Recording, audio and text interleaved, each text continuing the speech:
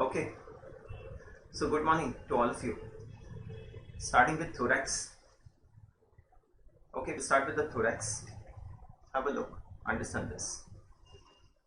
Now, to begin with, what are the parts of the rib? Parts of the rib.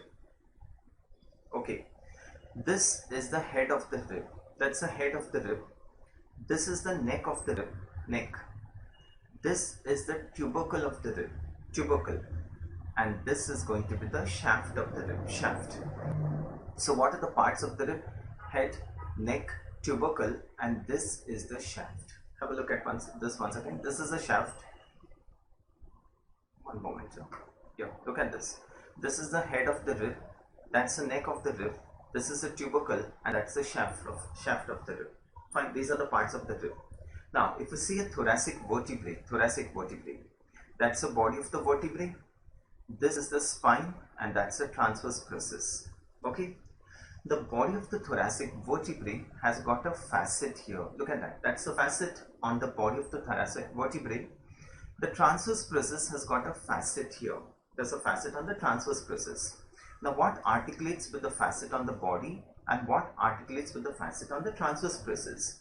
The head of the rib fits into the body, the facet on the body of the thoracic vertebrae, and the tubercle of the rib articulates with the facet on the transverse process. Clear? So the head articulates with the body, the tubercle articulates with the transverse process. The shaft of the rib, if you see this, the shaft of the rib anteriorly, this articulates with what? The sternum. But if I draw this as sternum, it doesn't articulate with the sternum directly. It articulates through the costal cartilages. Costal cartilage. So what are the three joints which a rib is going to form? The rib forms three joints. One with the sternum. What do we call this as? Costochondral joint. Costochondral. What is this joint known as? One moment. What is this joint known as? This is the costovertebral joint. Costovertebral, and this joint is known as the costotransverse joint. So costotransverse, costovertebral, and costochondral joints. Clear? So these are the three joints which it is going to form. Just listen to this. I'll be writing this later. Now, what are the various diameters of the thorax which are changed during respiration? One is this diameter. What do you call this as? Anteroposterior diameter. The second one is this diameter. What is this? Transverse diameter. And the third one is vertical diameter of the thorax. These are the three diameters which are changed during respiration. Now, when we breathe in, just one moment. When we breathe in,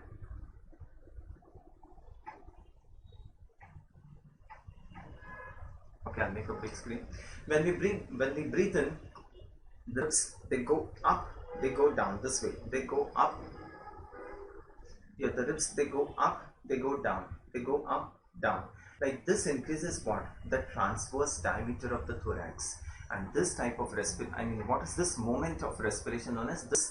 This is like lifting the handle of a bucket, and this is what we call as the bucket handle movement. So bucket handle movement increases which diameter of the thorax? The transverse diameter of the thorax. Second, when we breathe in, the ribs go up, they go down this way.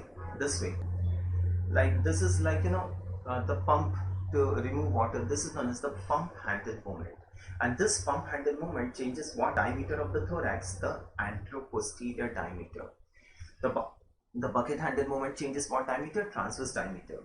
And when we breathe in, the diaphragm goes down. Thus it changes which diameter of the thorax?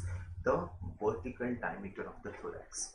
So you have to know what are the movements which a rib undergoes and what are the diameters of the thorax which are changed during respiration. Clear? Okay, we'll start with this. Have a look and start. Starting with thorax. Okay, let's start with me. Head of the rib articulates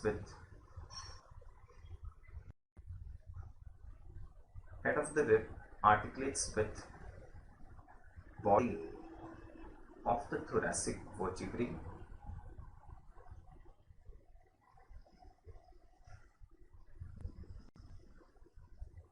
Head of the rib articulates with the body of the thoracic vertebrae. What is this known as? Costovertebral joint. costovertebral joint. Next, tubercle of the rib.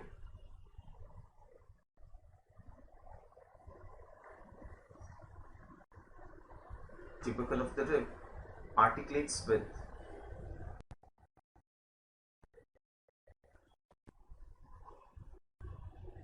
transverse brisses.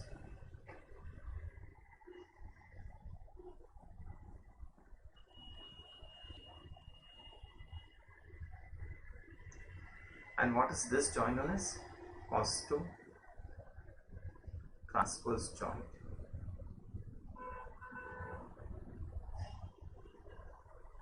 Costo-transverse joint. Clear? Shaft of the rib.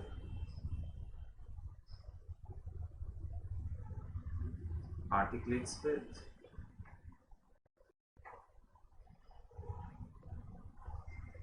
costal cartilage.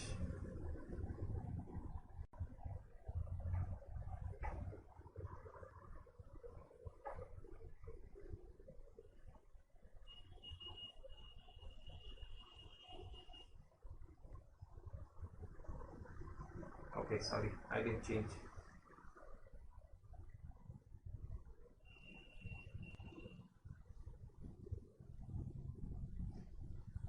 Okay, fine.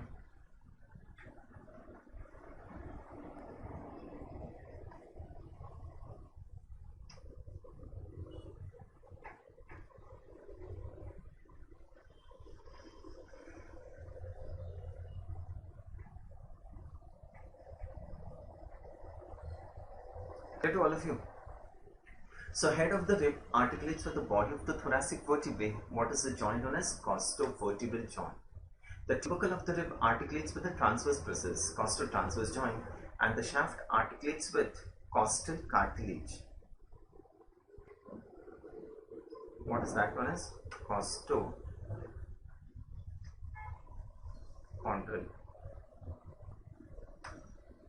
joint.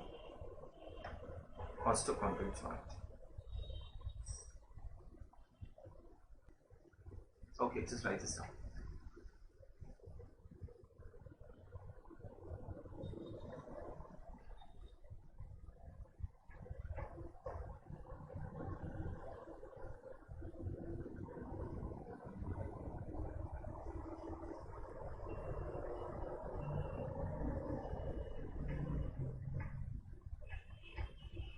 Costotransverse joint. Clear to all of you?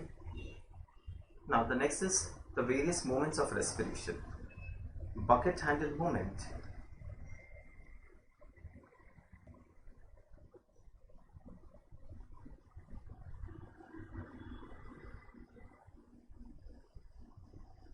Changes transverse diameter.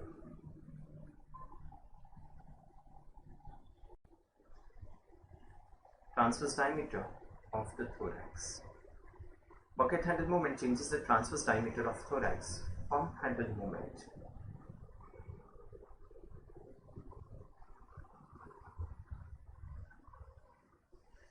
Changes AP diameter.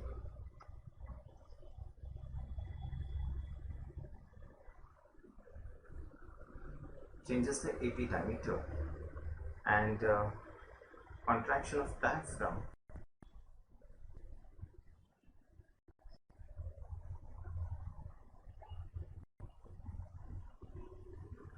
Changes vertical diameter. Okay, clear to all of you? So these are the various movements of respiration, and these are the various joints which a rib is going to form. Okay, I'm not seeing the chat box, I'm not seeing the eMedicos app. I'll just continue. If you have anything, I'll ask you at the end of the session. Okay.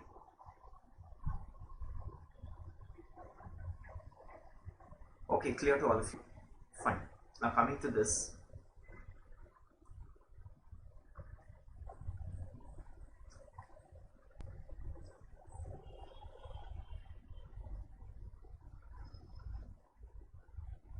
Starting with this topic, intercostal space. intercostal space. Have a look, understand this now. Now, this is one rib, a rib below it. The space between the two ribs is known as what? An intercostal space. The space between the two ribs is known as intercostal space. And what does the intercostal space contain?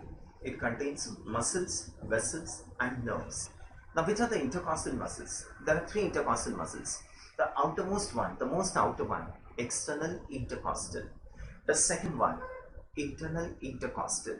And the third muscle is actually known as innermost intercostal. The third muscle, for all practical purposes, we take it as innermost intercostal. But this innermost intercostal belongs to a big muscle which is known as the transverse thoracicus. Transverse thoracicus. That means, see, understand this. When we talk about intercostal muscles, the most outer one, external intercostal, the second, internal intercostal, and the third one is known as transverse thoracicus. But remember, transverse thoracicus is not a continuous muscle. It's not a continuous muscle. It is broken up into three parts: anteriorly, laterally, and posteriorly. The one in front, I'll show you this. The one in front begins from the sternum to the costal cartilages. Have a look at this. The one in front begins from the sternum to the costal cartilages. Here, this one. And this is what we call as the sternocostalis. Sternocostalis. So the muscle in front begins from the sternum to the costal cartilages. That's sternocostalis. The same sternocostalis, if we come on the sides, this is now known as innermost intercostal. Innermost intercostal. And the same if we come backside. Now this muscle is going to begin from the vertebral column to the ribs, and this is what we call as the subcostalis. Subcostalis. That means transverse thoracicus as such does not exist. You following? This transverse thoracicus is actually made up of three parts: subcostalis, innermost intercostal, and sternocostalis. Anteriorly sternocostalis, laterally is innermost intercostal, and posteriorly is subcostalis. Together, these three muscles constitute the transverse thoracicus. Am I clear? But for all practical purposes, we take the three intercostal muscles as external intercostal, internal intercostal, and innermost intercostal. Innermost intercostal. Fine. Now, between these three muscles, where do the nerves and the vessels lie? Just wait, understand this first. Between these three muscles, external, internal, innermost, where do the nerves and the vessels lie? At the lower part of the rib, that's fine. No, I'm asking between which of the muscles do they lie? Yes, they lie between the internal and the innermost intercostal. They lie between the internal and the innermost intercostal. Where? If you see a rib, if you see the lower border of the rib, there's a groove there. And what is this groove known as? Costal groove. Costal groove. So the vessels and the nerves are present in the costal groove, which is present along the lower border of the rib. And what is the sequence of structures? It is the vein, artery, nerve. Vein, artery, nerve. Van. From above downwards. Vein, artery, nerve from above downwards. And this sequence, vein, artery, nerve, is reversed in which rib? First rib. That's an MCQ. Okay. The normal sequence is reversed in first rib. So understand the statement like this. What do we call this plane as, in which the nerves and vessels are there? The neurovascular plane. Neurovascular plane, right? So now understand the statement. The neurovascular plane of the thorax lies between the internal and the innermost intercostal in the costal groove along the inferior border of the rib, and sequences vein, artery, nerve from above downwards. Clear to all of you? Yes? Okay. We'll just write this down.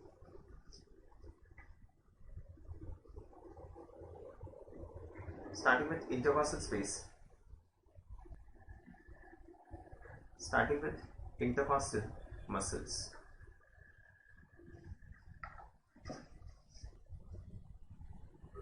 Okay. Very good.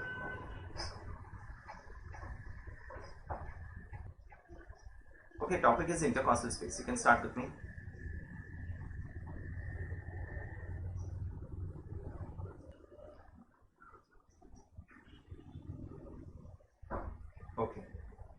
intercostal space. Fine. Starting with intercostal muscles. Intercostal muscles. 1. External intercostal. I am writing it in shorter. Internal intercostal.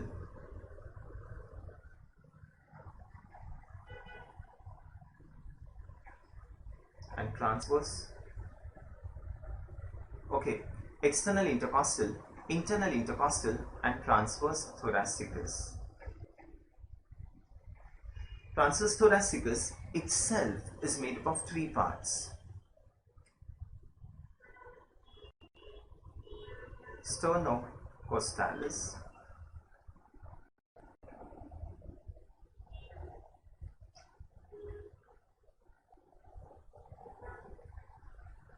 innermost intercostal. You'll understand it. You'll understand. I first explain, then we write, then I once again tell you things. Okay, so it will be clear in your mind. So external intercostal, interintercostal, and the third one is transverse thoracicus, which is made up of 3 parts: sternocostalis, innermost intercostal, and subcostalis. Sternocostalis, anterior,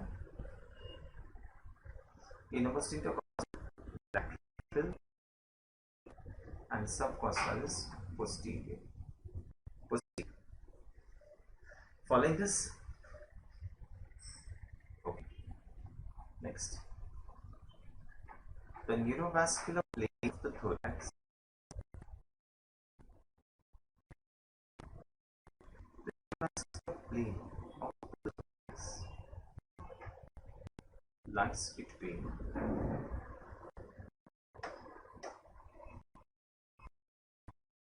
internal and innermost intercostal.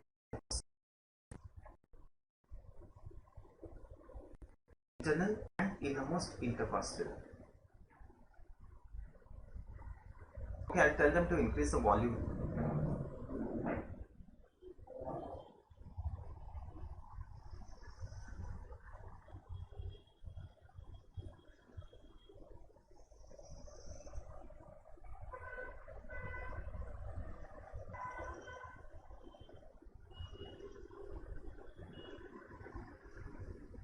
The neurovascular plane of the thorax lies between the internal and innermost intercostal.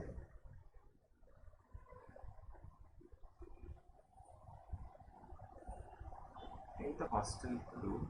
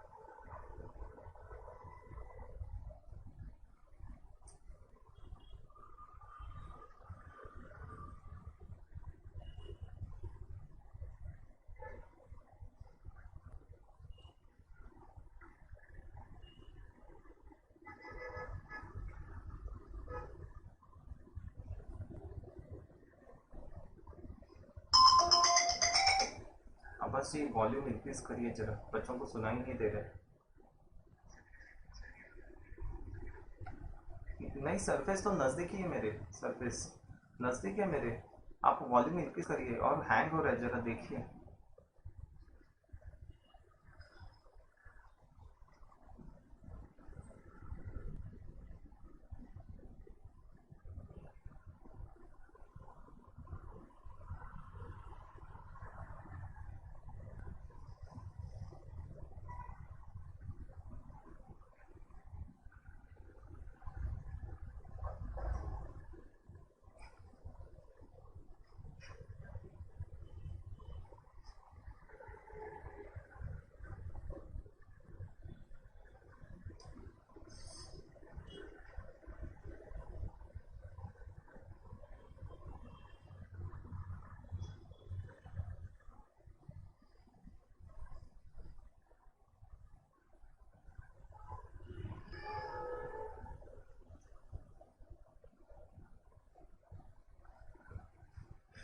The sequence is reversed in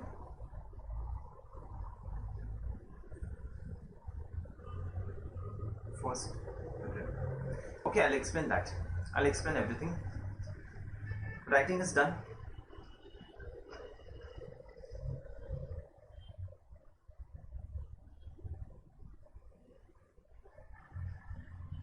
This sequence is reversed in first rib.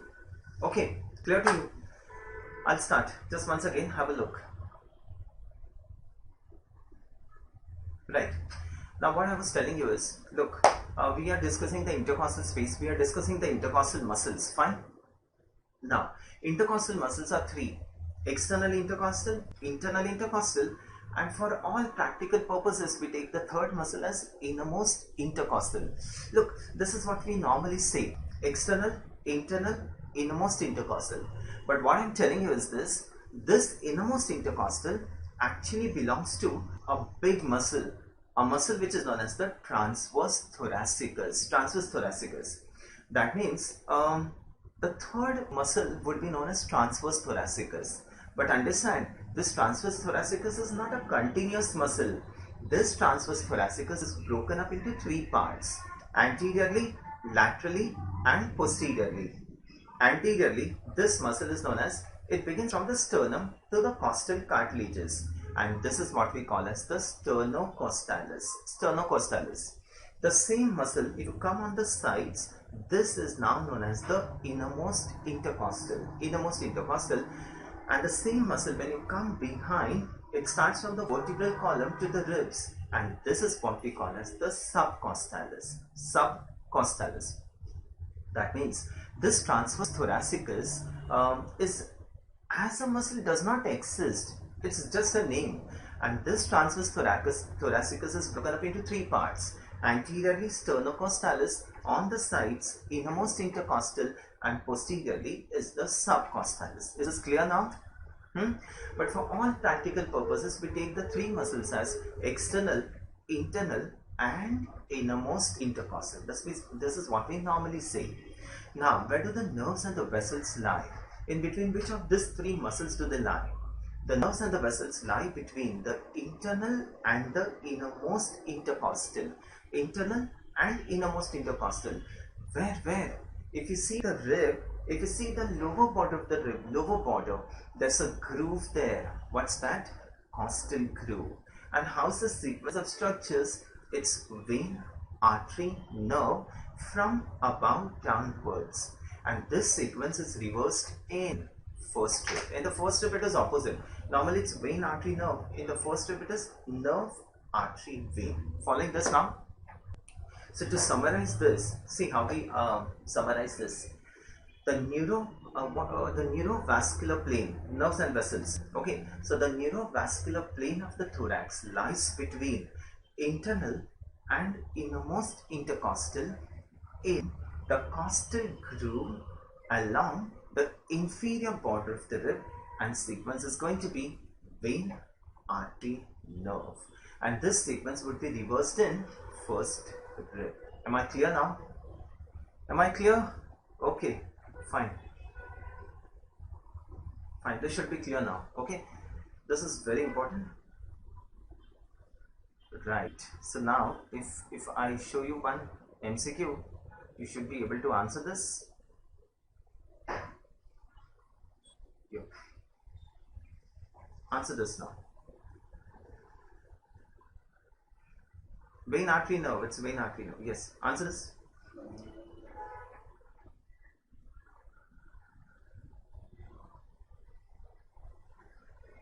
Pleural tapping in the mid-axillary line. Muscle not pierced this. Chalo, answer this.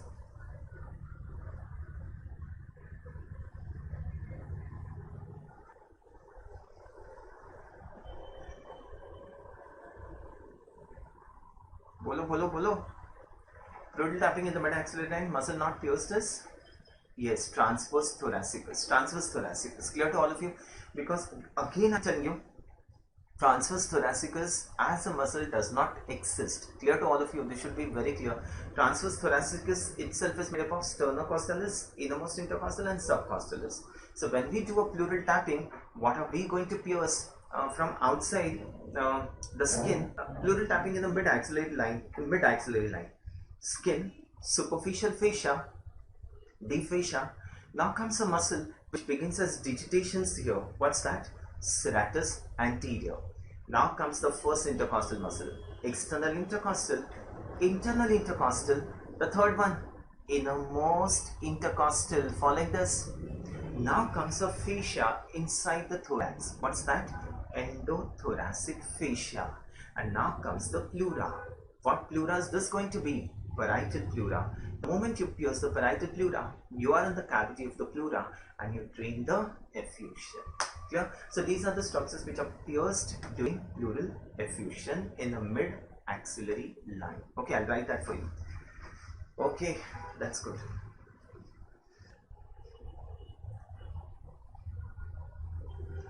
Structures pierced during pleural tapping.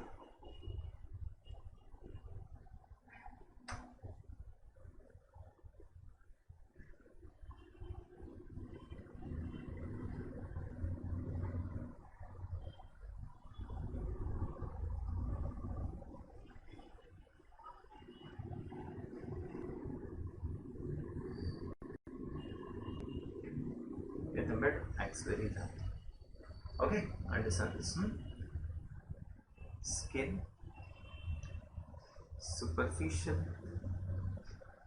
and deep fascia. Yes, now comes the first muscle. What's that? Serratus anterior. Remember serratus anterior? Serratus anterior is also known as what? Remember, we discussed it day before yesterday. It is also known as a boxer's muscle. Remember, the nerve is serratus anterior, long thoracic nerve, and paralysis of serratus anterior results in winking of scapula on attempting movement. Okay, like this I'll be keeping on revising again and again, giving a reference wherever I come to. Okay, just try to correlate. It will be very easy by the time we finish off everything. You should be able to correlate. Right, serratus anterior. For this, external intercostal. I am writing it in short. External intercostal, internal intercostal, innermost intercostal.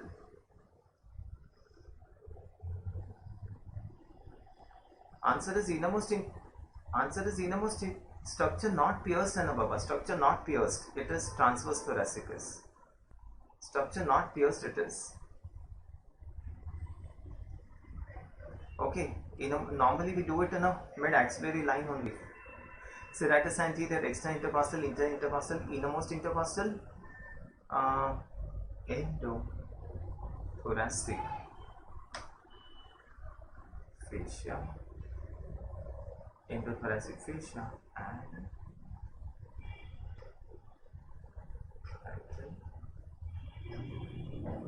okay, that's it.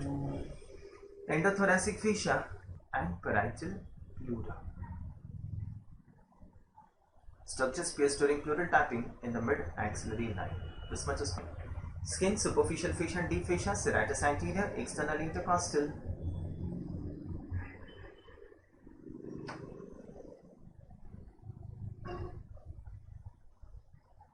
Okay, fine. Skin, superficial fascia and deep fascia, serratus anterior, external intercostal, internal intercostal, innermost intercostal, endothoracic fascia, parietal pleura. These are the structures pierced. Okay, fine. Clear to all of you?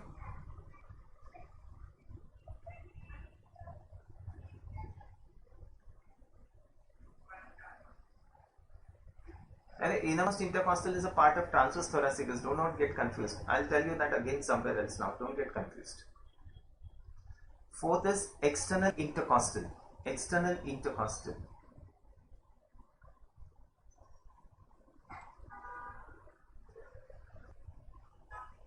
Yes. Okay, fine. We proceed now. Right. Look now, just try to correlate this. This is so nice. So now you tell me, which is the neurovascular plane of the thorax? The neurovascular plane of the thorax lies between which two muscles? The internal and the innermost intercostal. And this is what we call as the neurovascular plane of the thorax. Fine, very good. Now you tell me, which is the neurovascular plane of the neck? You know this, just think and tell me, which is the neurovascular plane of the neck? We have discussed this the other day. Neurovascular plane of the neck. You remember neurovascular plane of the neck? What nerves are we talking in the neck? What nerves are we talking? Brachial plexus. Very good. And what vessel are we talking in the neck? What vessel? The subclavian artery. Yes. Remember now, the subclavian artery and the brachial plexus were lying between which two muscles in the neck? Yes, if you can tell me this now. You've discussed this day before. The brachial plexus and the subclavian artery lies between the scalenus anterior and the scalenus medius. That's good. So the brachial plexus and the subclavian artery lies between the scalenus anterior and the scalenus medius, and this is what we call as the neurovascular plane of the neck. Okay. Similarly, there's one more muscle behind the scalenus medius, and that is known as scalenus posterior. Scalenus posterior. Now, understand, which is we have got three muscles of the anterior abdominal wall: external oblique, internal oblique, and transverse abdominis. Tell me now, where do the nerves and the vessels lie here?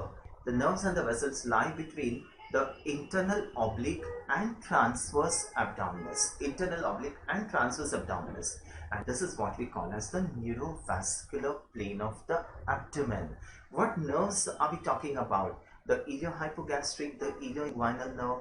Where do they lie in the abdomen? Between the internal oblique and transverse abdominis. Okay. Look, this is so nice.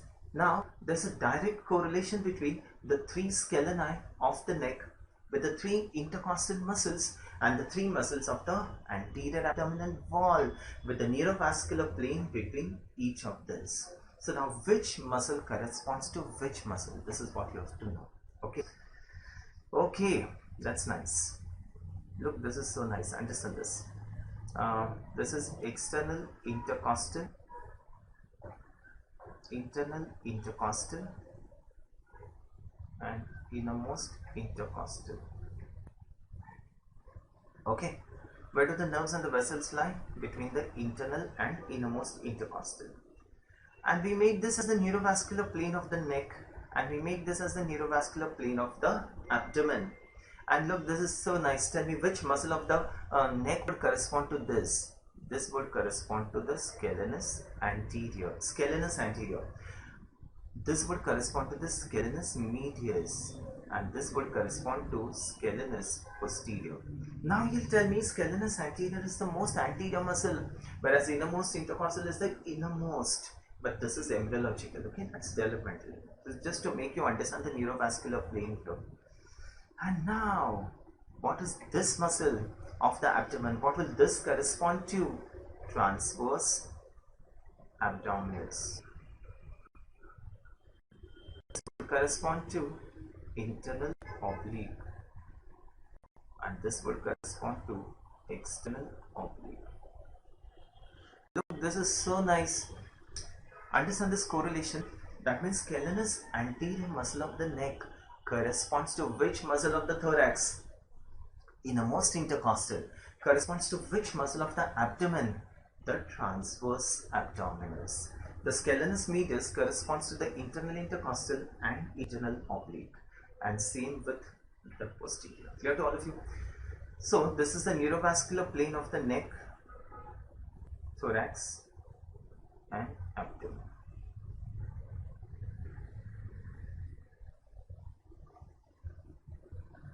This is the neurovascular plane. Okay, we are discussing intercostal space, remember, and in the intercostal space we are discussing the intercostal muscles. So I'm done with the intercostal muscles now. Yes. Okay. Fine. Understanding?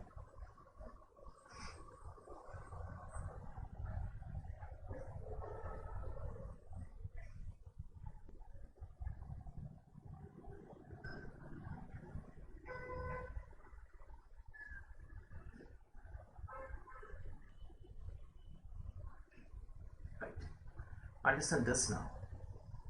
Chalo, I'm starting with now the intercostal vessels. We have done with the intercostal muscles. Now we're starting with the intercostal vessels. Fine? Okay. An intercostal space, a rib, starts from behind and comes in front towards the sternum. So intercostal space would begin from behind and come in front. The spaces in front would be known as what? Anterior intercostal spaces. And the spaces behind would be known as what?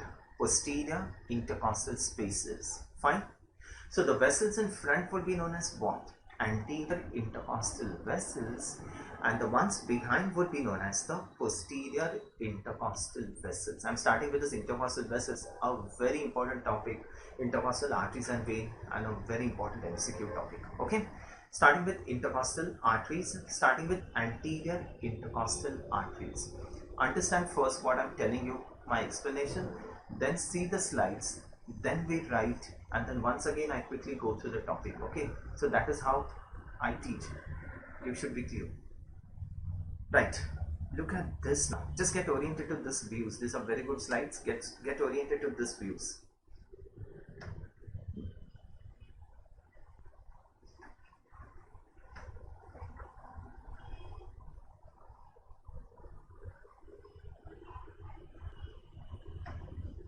Subcostal होता है ना, subcostal vessels. The subcostal vessels would be the subcostal vessels.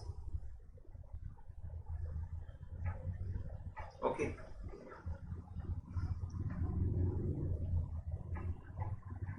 Van is only in thorax. Remember, volume is van is only in thorax. Okay. Starting with intercostal vessels. Starting with anterior intercostal arteries. Okay. Have a look at this slide. Tell me, what is this view of the thorax? Understand this. What is this view of the thorax? Okay, I'll make a full screen for you. Okay. Look now, pointer and all issues I have resolved this time. Pointer and all issues I have resolved this time.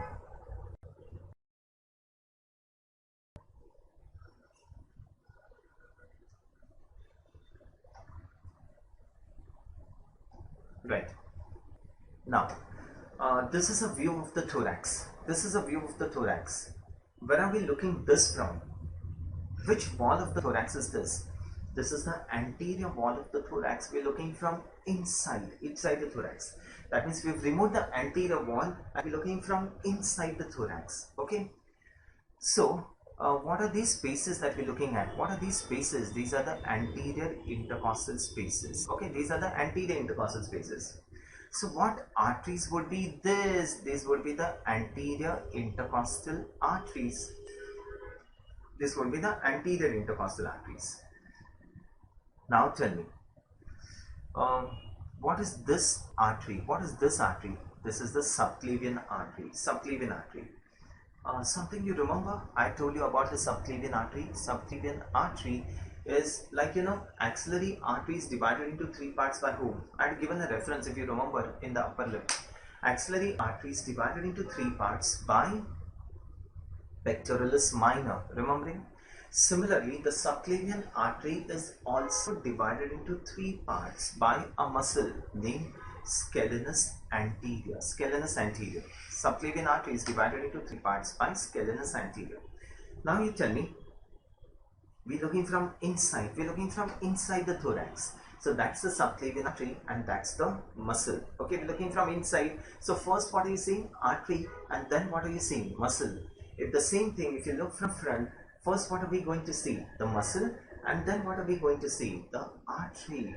And this is how the subclavian artery is divided into three parts by whom? Scalenus anterior.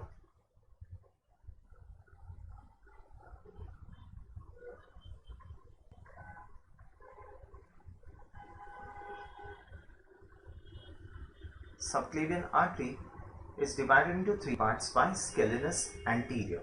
Okay. Like axillary artery is divided into three parts by pectoralis minor, the subclavian artery is divided into three parts by scalenus anterior. Now you tell me, what is this part? What is this part? Sorry, I can't write on this, so I'll have to make.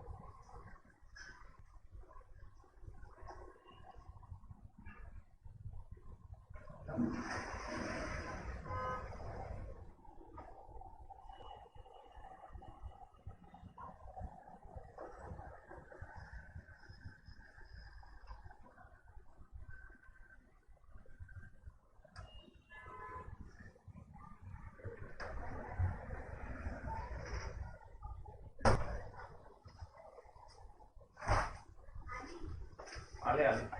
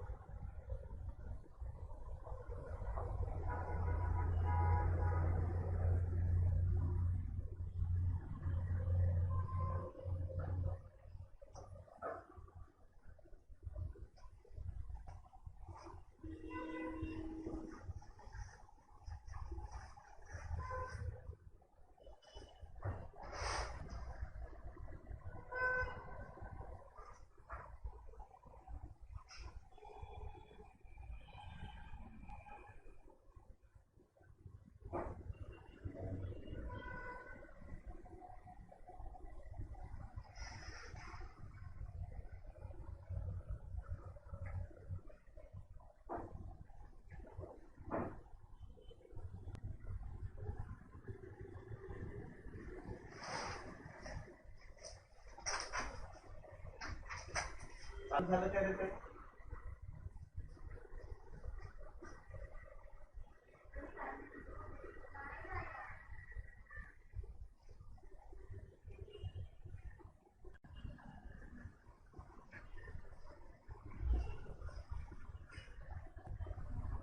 Okay, we'll start.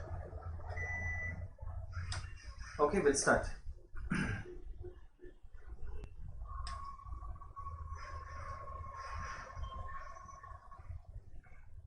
Fine, look here. So, the subclavian artery is divided into three parts by whom? Scalenus anterior. The subclavian artery is divided into three parts by scalenus anterior. Now, this is looking from inside the thorax. So, first we are seeing the artery and then we are seeing the muscle. The same thing, if you look from front, first we would see the muscle and then we would see the artery, and this is how the subclavian artery is divided into three parts by scalenus anterior. Tell me, what is this part? This is the first part of the subclavian artery. This is the second part of the subclavian artery behind the muscle, and this is the third part of the subclavian artery. Clear? So subclavian artery is divided into three parts by the scalenus anterior. Fine. From the first part of the subclavian artery, we get an artery which runs on either sides of the sternum inside the thorax. An artery which runs on either sides of the sternum inside the thorax, named internal thoracic artery. Internal thoracic artery or internal mammary artery. Now this internal thoracic artery runs on either sides of the sternum, and the moment we come to the sixth intercostal space, it divides. It divides into two branches. It divides into one, a superior epigastric, and the second artery supplies the muscles and the diaphragm with therefore intercostal muscles and diaphragm. We call it as musculophrenic artery. Have a look at this. This is the first part of the subclavian artery. From the first part we get an artery here. This is the internal thoracic artery, and this internal thoracic artery at the sixth intercostal space divides into one. This is the musculophrenic. This artery is going to supply the muscles and the diaphragm, musculophrenic, and this is an artery, look, this is an artery which would enter inside the abdomen, the superior epigastric artery. Listen to this, and now these things are difficult. There are plenty of things which I have to just give a reference to you, and you know, while teaching, if something comes in between, I give references, so when we come to the actual topic, you would be knowing that. Fine. Upper limb was very easy. Now things would be difficult. Just concentrate and try to understand. I'll be keeping on repeating, so don't concentrate on the chat box. Just concentrate on what I'm telling you. Okay, fine. What is the name of this artery? The superior epigastric artery. Fine. And now this superior epigastric artery has to enter into the abdomen from the thorax. How does it go into the abdomen? Now, if you see the diaphragm here in front, the diaphragm has got a small gap here in front. This is what we call as the foramen of Morgagni. Foramen of Morgagni, or the space of Larry. Foramen of Morgagni or the space of Larry. What is this space? This will be discussing later in details. I'm just giving a reference. It's a small gap in the diaphragm, and what passes through this gap? The superior epigastric artery, and this superior epigastric artery is going to anastomose with an artery coming from below. What's this? Inferior epigastric artery, and this inferior epigastric artery is a branch of, guess. Inferior epigastric artery is a branch of external iliac. Inferior epigastric artery is a branch of external iliac. Okay, so what I just want you to understand is, here is the rectus sheath. Very good, you're answering this. This is the rectus sheath, and contents of rectus sheath will be two arteries. One is the superior epigastric, one is the inferior epigastric. This we know.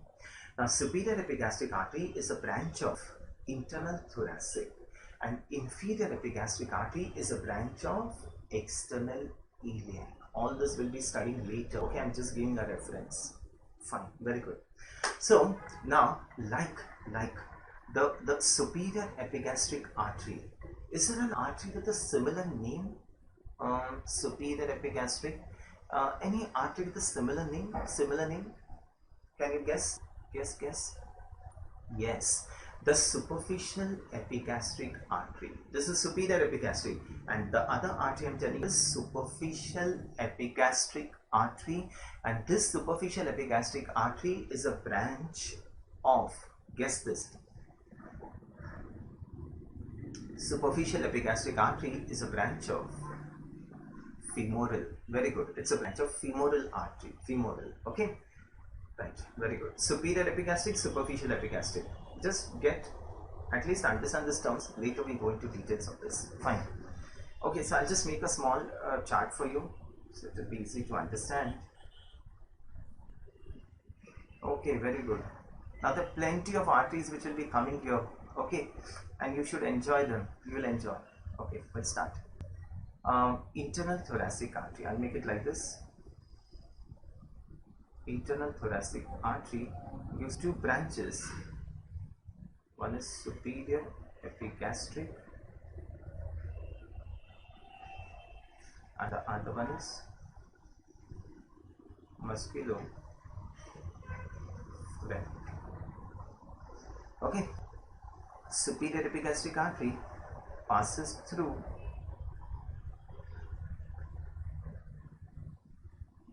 foramen of Morgagni. Morgagni, or it is known as the space of Larry.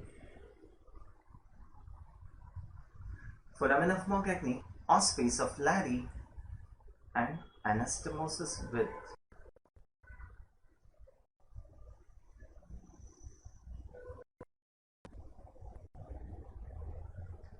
inferior epigastric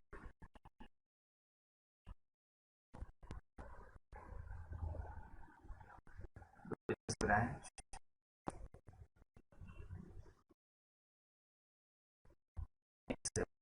is clear to all of you.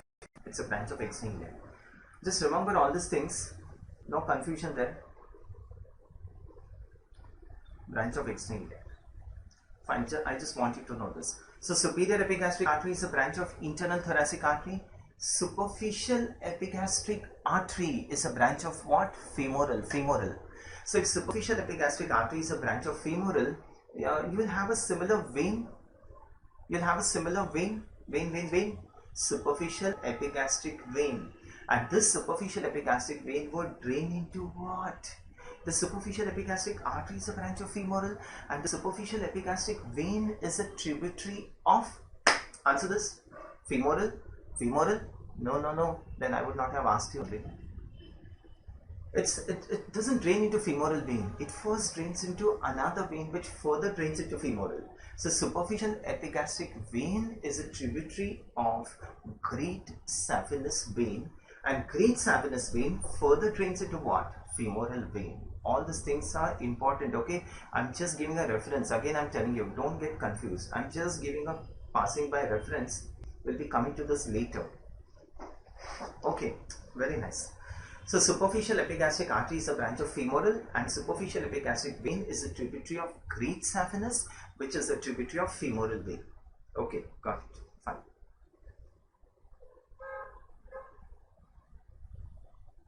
Right.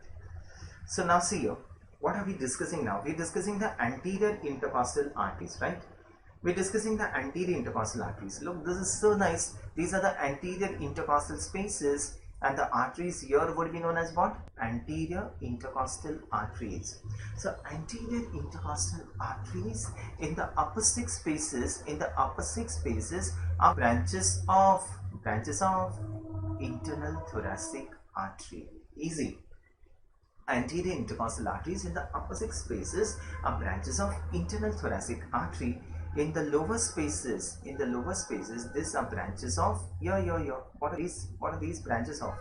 Musculophrenic artery. This would be branches of musculophrenic because superior epigastric enters into abdomen. No? So this would be branches of what? Musculophrenic. Clear to all of you?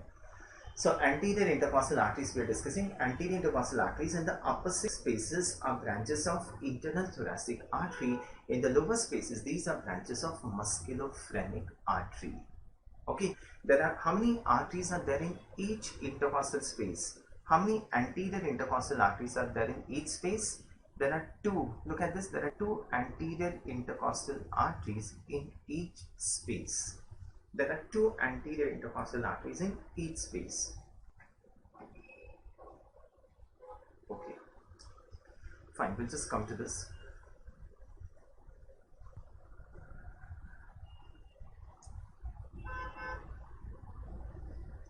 Starting with anterior intercostal artery.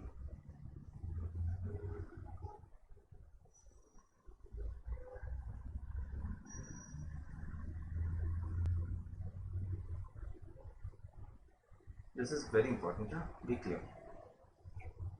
Anterior intercostal artery. In the upper six spaces,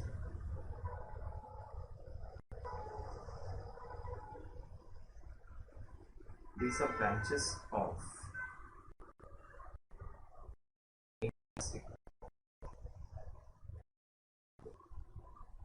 in the lower spaces,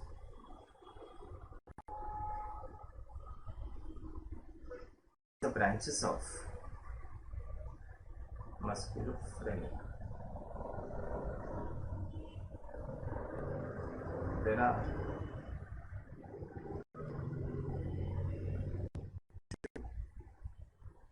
anterior intercostal arteries in each space.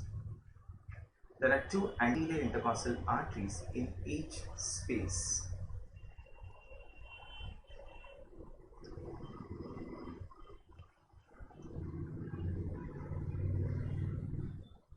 Look, how many ribs come in front towards the sternum? 11th and 12th ribs are floating ribs, no? So how many ribs come in front? 10. You following? 10 rib comes towards the sternum in front because 11th and 12th are floating ribs. So if 10 ribs come in front, how many spaces would be there? If there are 10 ribs anteriorly, there will be 9 anterior intercostal spaces. Following now? Total we have 12 ribs. Out of 12 ribs, 2 ribs are floating ribs, they're backside. So actually how many ribs come in front? 10. If there are 10 ribs, how many intercostal spaces would be there in front? 9. And in each space, how many arteries are there? 2. Following? So how many anterior intercostal arteries on one side? 9 into 2, 18 anterior intercostal arteries on one side and 18 on one side. 9 anterior intercostal spaces have 18 anterior intercostal arteries on each side. You're clear with this? And musculophrenic artery is a branch of internal thoracic. 18 anterior intercostal arteries on each side. This should be very clear. Clear to all of you. Anterior intercostal arteries. No confusion. Huh? Now starting with the posterior intercostal arteries. Okay, very good. So now understand this posterior intercostal arteries.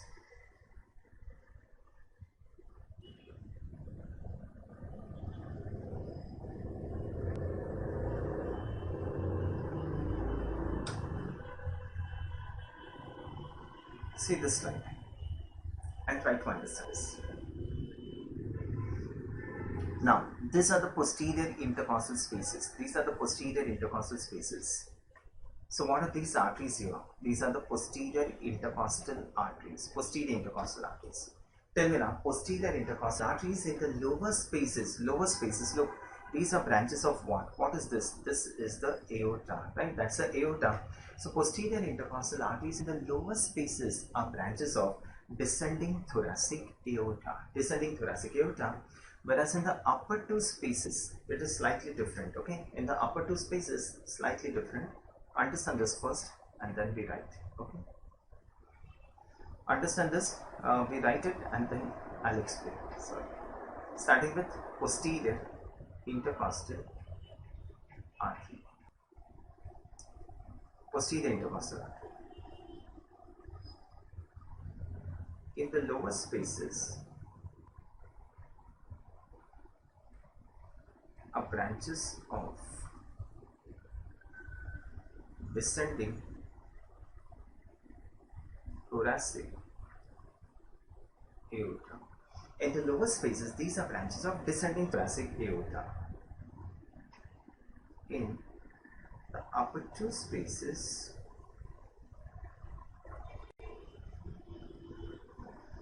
these are branches of superior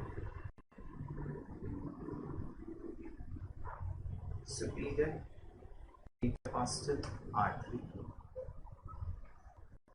These are branches of superior intercostal artery, which is a branch of cervical trunk, which is a branch of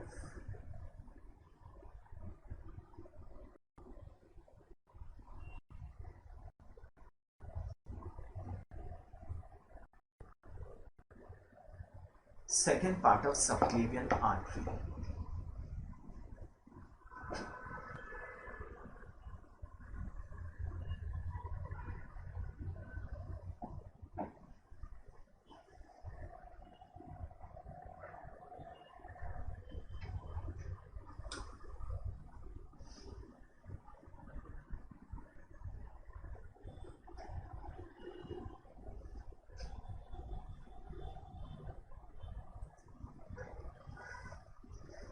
Okay, so understand this, how slightly difficult it is. See, thorax is a small topic, thorax is a difficult topic, but everything in thorax is very important. So try to understand this. Now, we are discussing the posterior intercostal arteries. Now tell me, posterior intercostal arteries in the lower spaces are branches of what? Descending thoracic aorta. This is clear. In the upper two spaces, these are branches of superior intercostal artery. Now you tell me, we know subclavian artery is divided into three parts, by whom? Scalenus anterior. Where is the second part of subclavian artery line? Second part of subclavian, it lies behind the scalenus anterior. Fine, no? Second part of subclavian artery lies behind the scalenus anterior. From this second part of subclavian artery, we get a branch. What is that? Costocervical trunk. This costocervical trunk gives a branch named the superior intercostal artery. And this superior intercostal artery gives posterior intercostal artery in the upper two spaces. Am I clear? So go in the reverse direction, you'll understand it. Okay, so quickly to summarize, posterior intercostal arteries in the lower spaces are branches of descending thoracic aorta. In the upper two spaces, these are branches of superior intercostal artery, which is a branch of costocervical trunk, which is a branch of second part of subclavian artery. Okay. Now, how many posterior intercostal arteries are there? There's only one posterior intercostal artery in each space. There is one posterior intercostal artery in each space. In each space. At the angle of rib. Angle of the rib. What is the angle of rib? You know, rib starts from behind, goes backwards, starts on the vertical column, goes backwards, backwards, backwards. Now turns and goes forwards. The rib turns, and that turn is known as angle of the rib. Angle. So angle is where the rib turns and goes forwards. So the posterior intercostal artery runs in the posterior intercostal space, and as it comes to the angle, it gives a branch. And what do we call this branch as? A collateral branch. Collateral branch. So now there are two posterior intercostal arteries. To begin with, there's only one, and this one gives a branch. So now this is known as a collateral branch. And these two posterior intercostal arteries are going to anastomose with two anterior intercostal arteries at the costochondral junction here. So posterior intercostal arteries are longer. Okay.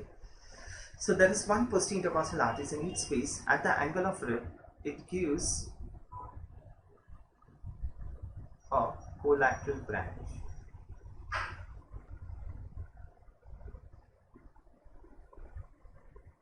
It gives a collateral branch. The two posterior intercostal arteries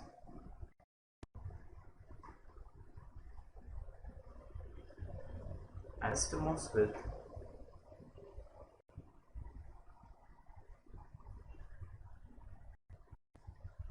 two anterior intercostal arteries at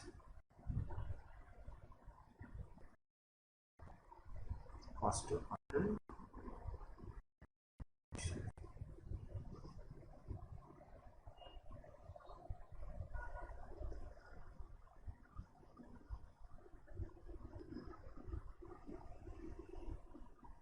Is this clear to all of you?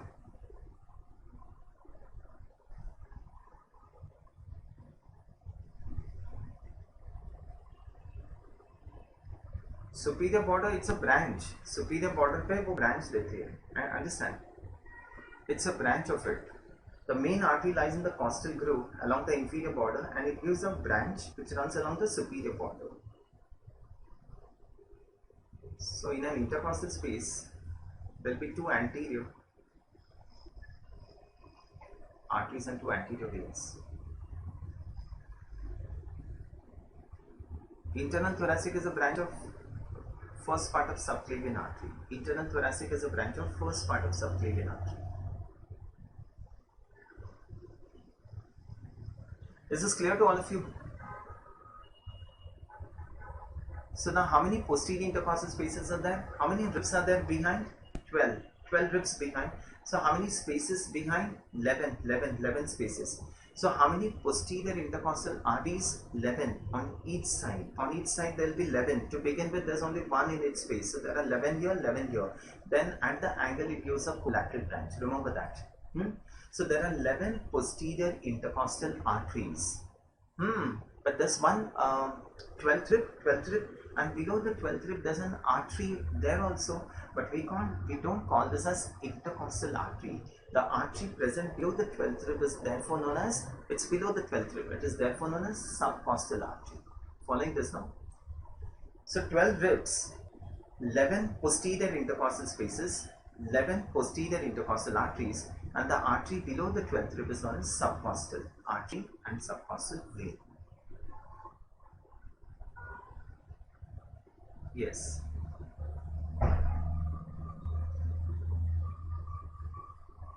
Okay, is this clear to all of you? I'm showing you the slide. It is a difficult topic. It takes time to understand. Just wait. Show you the slide. Look at this. I'll tell you, just wait. You can do from anterior part also, but normally we do pleural tapping from the lateral side. Only thing is that instead of innermost intercostal, you will be going through the sternocostalis. Okay, clear to all of you? Now see here, what is this now? What is this? This is anterior, this is posterior. What artery is this? Internal thoracic artery. What are these? These are the anterior intercostal artery. These are the anterior intercostal artery. This is the internal thoracic artery. Okay. What is this now? That's the aorta. And what is this now? These are the posterior intercostal arteries. Okay. So what I'm telling you is the anterior and the posterior intercostal arteries are going to anastomose with each other. Clear to all of you? The anterior and posterior intercostal arteries are going to anastomose with each other. Only in 9 ribs there will be an anastomosis. 11th and 12th rib there is no anterior intercostal artery, no. So the anastomosis will be only in the 9 intercostal spaces. 9 intercostal spaces. That is understood. Anastomosis will be only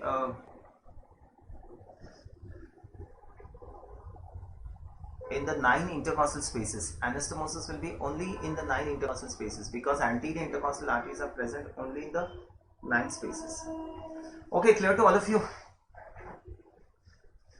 Clear to all of you? Have a look. I don't know. This is very close to me. Hello. Okay, I'll just repeat this. Answer now. Starting with now, just listen here. Just one final time I'm telling you. Anterior and posterior intercostal arteries. Okay. Anterior intercostal arteries in the upper 6 spaces are branches of what? Internal thoracic artery. In the lower spaces, these are branches of what? Musculophrenic artery.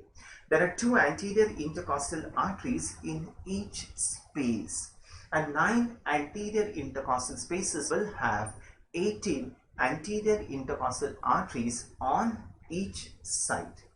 Done? Fine. Coming to the posterior intercostal arteries. Posterior intercostal arteries in the lower spaces are branches of descending thoracic aorta. In the upper 2 spaces, these are branches of the superior intercostal artery, which is a branch of costocervical trunk, which is a branch of second part of subclavian artery. There is 1 posterior intercostal artery in each space.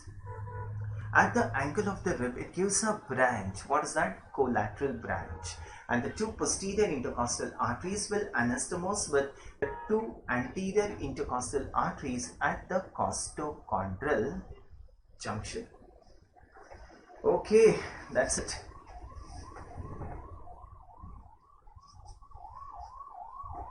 This should be clear. I'll just try to bring this laptop more close to me. Okay, the surface. Fine, clear to all of you? Musculophrenic will supply the lower spaces. Up to 6 intercostal spaces is supplied by internal thoracic. 7 at 9. Three spaces. Okay, clear to all of you. Now starting with the veins, understand this. This is extremely important. Veins, anterior intercostal veins. Anterior intercostal veins are the same. Look, these are the anterior intercostal veins. Identify this vein. What is this vein? This is the internal thoracic vein. So what is this vein and what is this vein? This is the superior epigastric and this is the musculophrenic vein. Same like arteries. So what are these veins? These are the anterior intercostal veins. Easy. So now you tell me, anterior intercostal veins in the upper six spaces would drain into internal thoracic vein. In the lower spaces, the anterior intercostal vein would drain into musculophrenic vein. Same like arteries, they are veins. Easy, eh? So starting with anterior intercostal veins.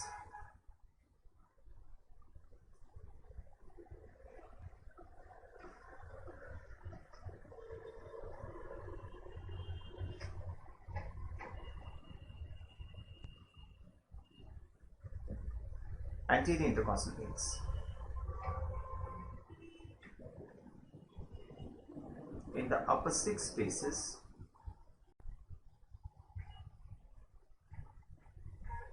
drains into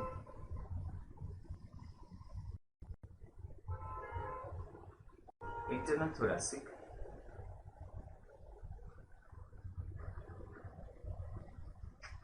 yes, collateral branch will go along the superior border, yes.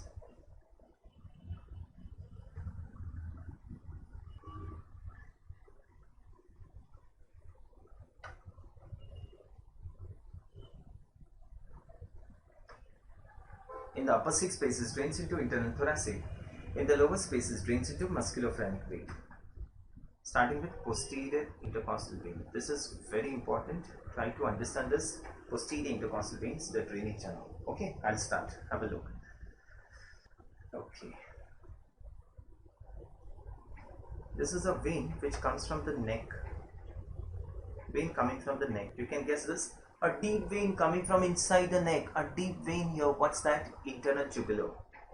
This is a vein coming from the upper limb named subclavian vein. So one coming from the cephalic region, one coming from the brachium. So what is this vein now?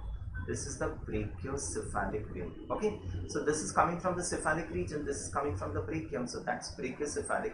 This is the right brachiocephalic. That's the left brachiocephalic. The left is longer, joins with the right and forms what? Why the left brachiocephalic vein is longer? We'll discuss this later. So the left joins with the right. And what is this? SVC. That's how the SVC is formed. And this is a single, this is SVC. And this is a single unpaired vein. A single unpaired. What do you call this? A single unpaired vein? Azygous. Single unpaired vein is therefore known as azygous vein. Okay, fine. So now you tell me. Last two spaces there's no anastomosis now. Last two spaces only posterior intercostal are there. No, anterior is not there. No, so there's no anastomosis in the last two spaces. Okay, I'll start. Look, what is this vein? Internal jugular. What's that? Subclavian. And that's the right brachiocephalic. That's the left brachiocephalic. That's SVC. And that's the azygous vein. Now, starting with intercostal veins. Just listen here. Do not draw this. Don't draw this. Just listen to this first. Starting with the posterior intercostal veins. A very important thing. This you should know. Let's start. The first right posterior intercostal vein drains into, what's this? Right brachiocephalic vein. The first left posterior intercostal vein drains into the left brachiocephalic vein. Second, third and fourth on the right side joins to form a vein here. What is this vein known as? This is known as the right superior intercostal vein.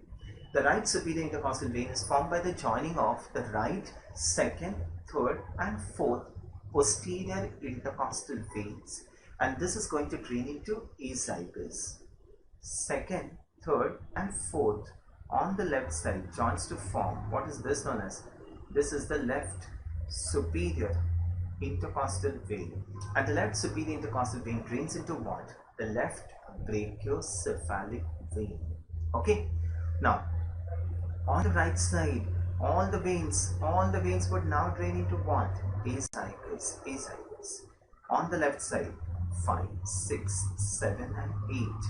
5, 6, 7 and 8 on the left side joins to form a vein here.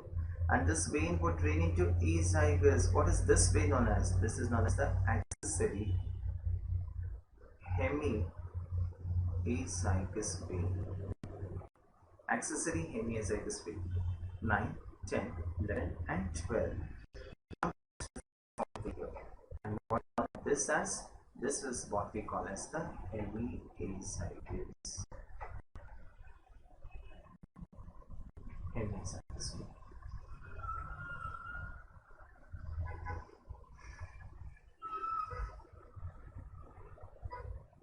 Yes, lower spaces would drain into musculophrenic vein. You draw this now. You draw this. I'll repeat this once again. This you have to know. I'll label this.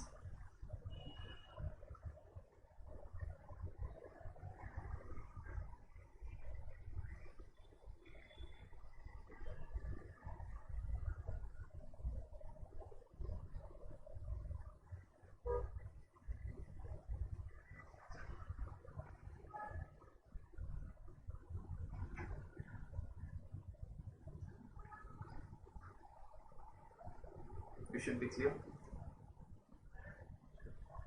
Then you tell me, what is this 12? Where is this 12 coming from? 12. What is this number 12? This is what I was trying to explain.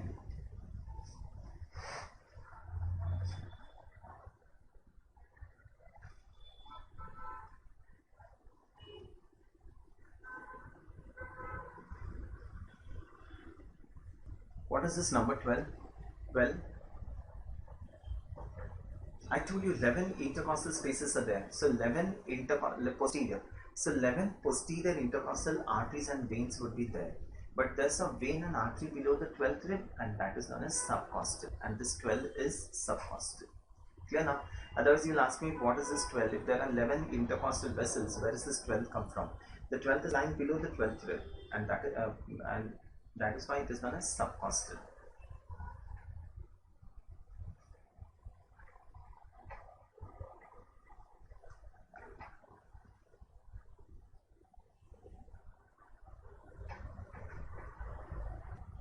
Okay. The labelings are clear now? All the labelings are clear to you? Yes, very good. All the labelings are clear? Just look here once again. I'll quickly go through this. This is the posterior intercostal veins. Have a look. So what is this vein coming from the neck? Internal jugular. What are these two veins? Subclavian. That's the right brachiocephalic. That's the left brachiocephalic. Left is longer. Why it is longer? I'll tell you in embryology of the veins. That's the SVC, and what drains into the SVC is the azygos vein. Starting with the posterior intercostal veins. The first right posterior intercostal vein drains into right brachiocephalic vein. The first left posterior intercostal vein drains into the left brachiocephalic vein. Second, third and fourth on the right side joins to form the right superior intercostal vein, drains into azygos. Second, third and fourth on the left side joins to form the left superior intercostal vein, drains into the left brachiocephalic. On the right side, all the veins would now drain into what? Azygos.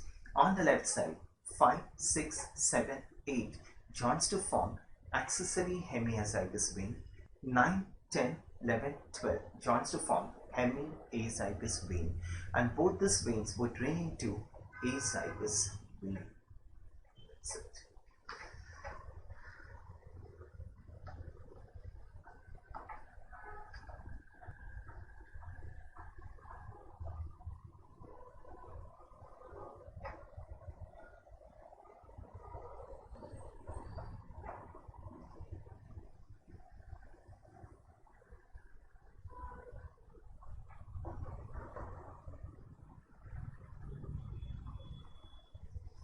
Okay, is this clear to all of you?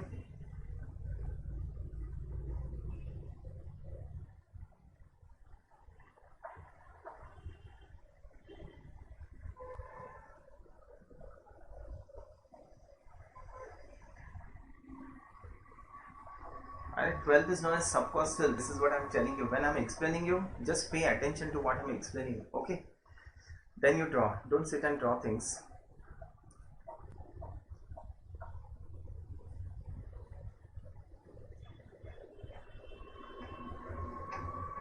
Have a look at this slide.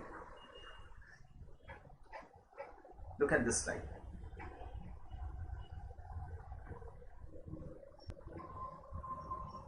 BCV is brachiocephalic. BCV is brachiocephalic vein. Brachiocephalic.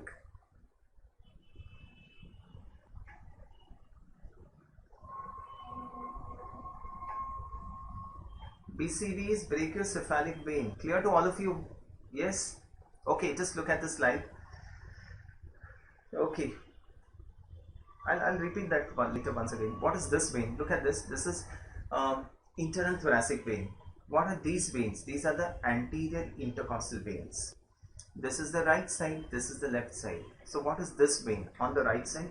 On the right side, this is the azygous vein, right? That's the azygous vein on the right side.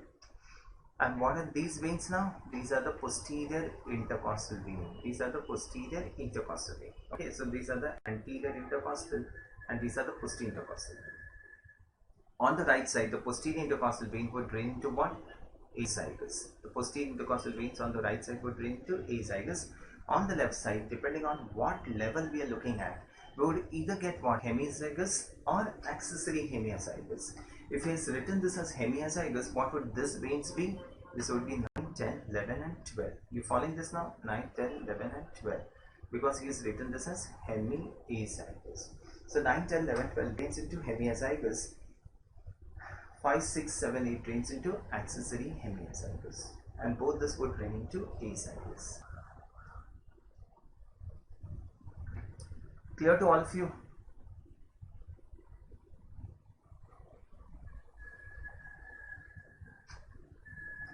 अरे 12th ही है, 12 veins है. Intercostal veins are 11. एक minute, don't get confused. See no. How many ribs are behind? Behind how many ribs are there? 12 ribs are there. So how many intercostal spaces are there? 11 हो गए. So how many intercostal vessels are there behind? 11. But 12th rib has also vessel and a nerve below it, and this is what we call as the subcostal nerve. So 12 is subcostal nerve and vessels. This should be clear. Yes, right arteries will be longer because aorta is on the left side now.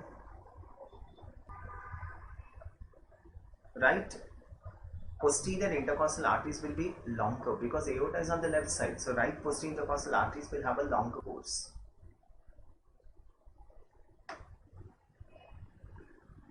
Ascending lumbar is a different vein that I'll tell you later. Okay, to all of you clear? Fine, so this completes the arteries and the veins. Understand this now. What I'm telling you now is very important. Just concentrate here.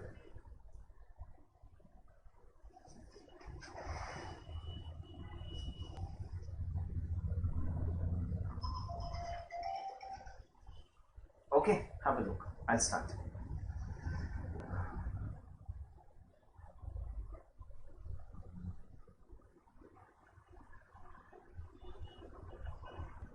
This is the internal jugular vein. This is the subclavian vein. Do not draw anything. This is the subclavian vein. That's the right brachiocephalic. That's the left brachiocephalic. The left is longer. That's the SBC. And this is the azygous vein. Azygous. Okay, I'm starting here. This is difficult. Just try to understand this. Right. This you know. Now, internal thoracic vein. I'll just make this for you. Internal thoracic vein. Just write this MCQ. Internal thoracic veins are tributaries of. Internal thoracic veins drains into.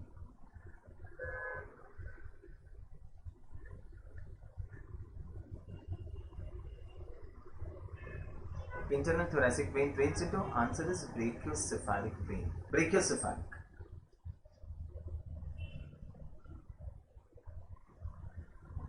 Wait, I'm telling you what type of questions are asked. Just wait. Level is the same, no? It ranks 5, 6, 7, 8, 8 and 9, T8 and T9. Okay.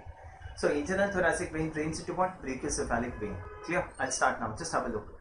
I'm drawing this as internal thoracic vein. Understand this one? This is a very important and very difficult topic. This is the internal thoracic vein. If that's the internal thoracic vein, what is this going to be and what is this going to be? This is going to be the superior epigastric and this is going to be the musculophrenic. Superior epigastric, musculophrenic. If that's the internal thoracic vein, what is this going to be? This will be the anterior intercostal vein. And I told you this anterior intercostal vein is going to anastomose with what? The posterior intercostal vein. So this I've drawn as an anterior intercostal vein.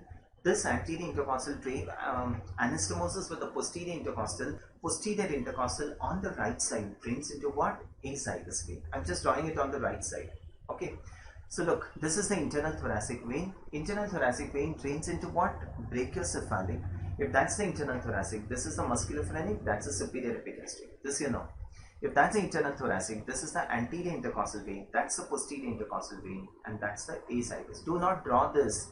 Just understand that you'll not, otherwise if you sit and draw, you'll not understand this topic. It is a difficult topic. I'll give you time to draw later. Now, there's an obstruction to the SBC. Have a look. There's an obstruction to the SBC above the opening of azygous vein. There's an obstruction to the SBC above the opening of azygous. Now see, how does the blood flow? That is why this topic is very important. How does the blood flow? The blood cannot go down.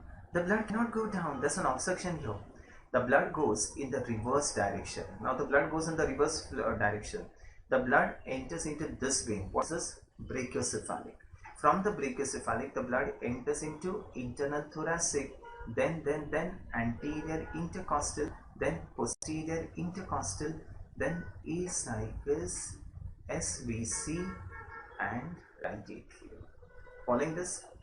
So internal, so brachiocephalic vein, internal thoracic, anterior intercostal, posterior intercostal, azygous, SVC, right atrium. Oh, there's one more way. There's one more way of blood flow. Have a look at this. Now, the blood from the internal thoracic goes straight down. What is this vein now? What is this vein? Superior epigastric. Tell me now, this superior epigastric is going to anastomose with inferior epigastric. Inferior epigastric vein, I just told you, inferior epigastric artery is a branch of what? External iliac. So inferior epigastric vein would drain into what? External iliac. External will join with internal to form common iliacs. Common iliacs will join to form the IVC and the right atrium. Understood how does the blood flow if there's an obstruction to the SVC above the opening of azygous vein. We'll just write this down first and then you draw. Right? Then you draw this. I'll give you time for this. We'll start. Obstruction to the SVC. Pointer is not seen. Oh, fine. Pointer is not seen. It's okay. We'll just write this down first. Obstruction to the SVC above the opening of azygous.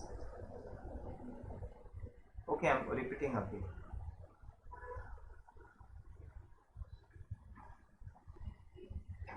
This is a very important question. Have a look. Okay, fine. I'll repeat this. Look here. Obstruction to the SVC above the opening of azygous. Have a look. Look. The blood. Now you're not able to see the pointer. The blood goes up, enters into this, goes up like this, enters into this internal thoracic vein. Look at this, internal thoracic vein. I'll just make that for you. Internal thoracic vein, then anterior intercostal, then posterior intercostal, then azygous, then SVC and right atrium. That is one way. The second way, from the internal thoracic vein, the blood goes straight down. What is this now? Superior epigastric. The superior epigastric vein will anastomose with inferior epigastric, external iliac, common iliac, IVC, right atrium. Clear now? You'll understand it. It takes time. These topics are difficult. You'll understand them. Just start with me. Write it down. Start. Obstruction to the SBC above the opening of A sinus. Right? We'll start with internal thoracic vein.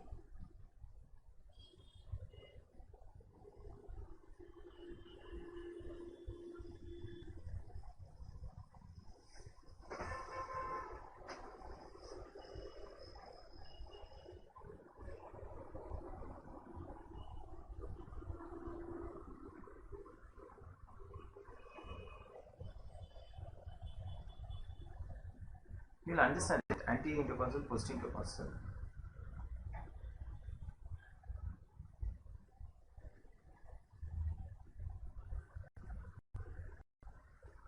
Internal thoracic vein, the other pathway.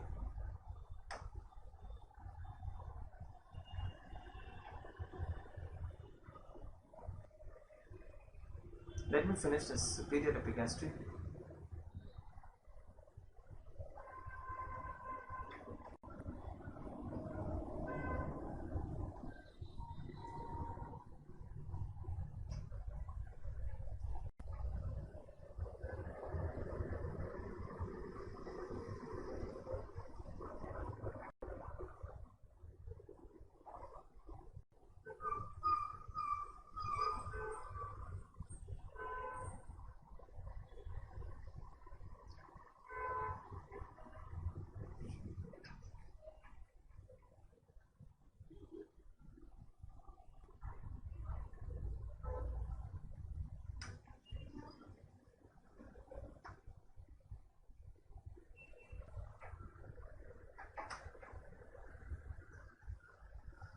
Okay.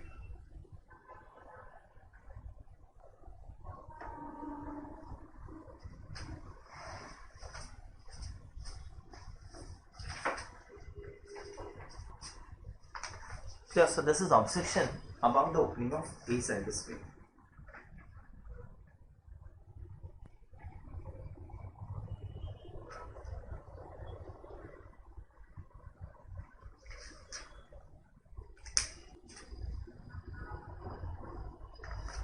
Now, there's another obstruction. This is clear, no?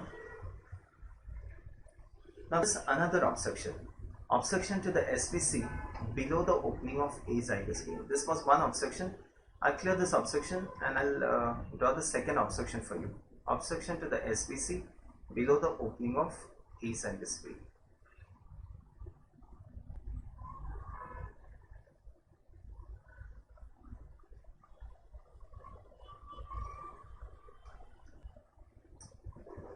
Okay, anyway now.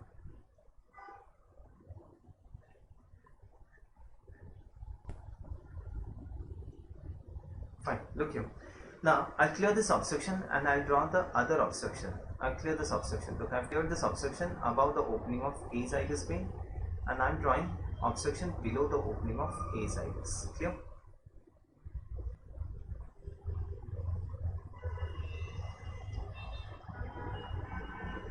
This is obstruction below the opening of A sinus. Okay, fine. Now have a look. Obstruction below the opening of A sinus vein. Now suppose if the blood goes up here, up, the same thing I'm showing you.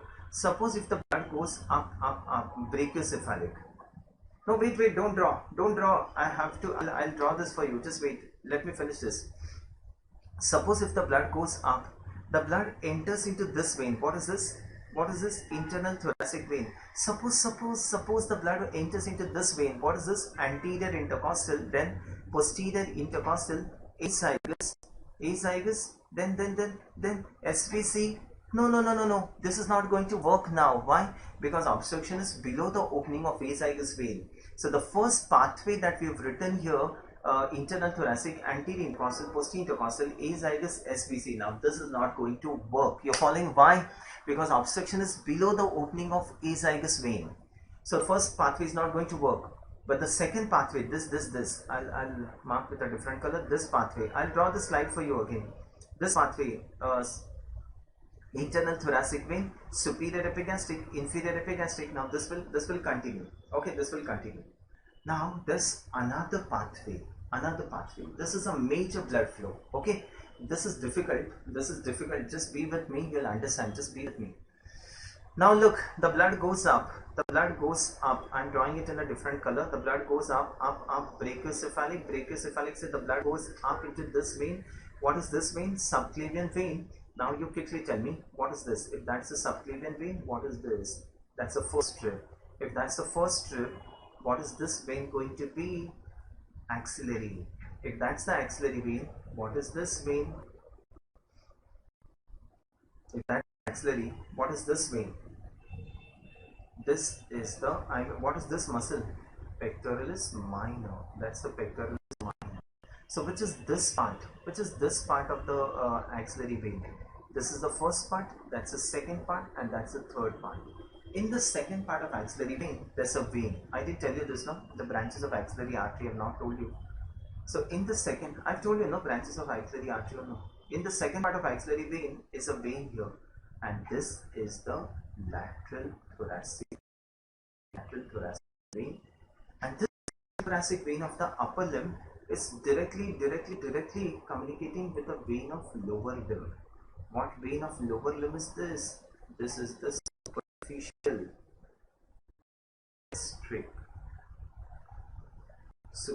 epigastric vein. You understand why I was telling you this right at the outset?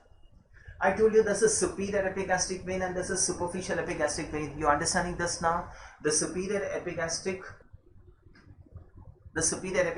artery is a branch of internal thoracic, whereas the superficial epigastric artery is a branch of femoral.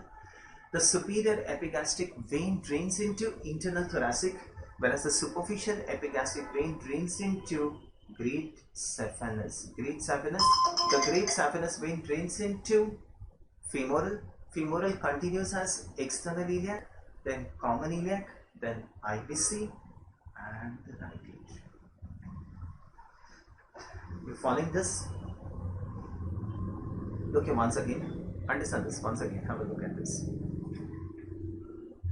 Once we write now, you'll understand this. Look here once again. The blood enters into this vein. What is this vein? I'll make it in black color. The blood enters into brachiocephalic, then subclavian, then the blood goes into axillary, from the axillary lateral thoracic, then this vein, then this vein, then the superficial epigastric, then great saphenous, femoral, external iliac, common iliac, IVC, right atrium. Now, yes, superficial epigastric drains into great saphenous. Now you tell me, you as a surgeon are sitting in your clinic. A person comes to you, you examine him, and you diagnose as obstruction to the SVC below the opening of azygous vein.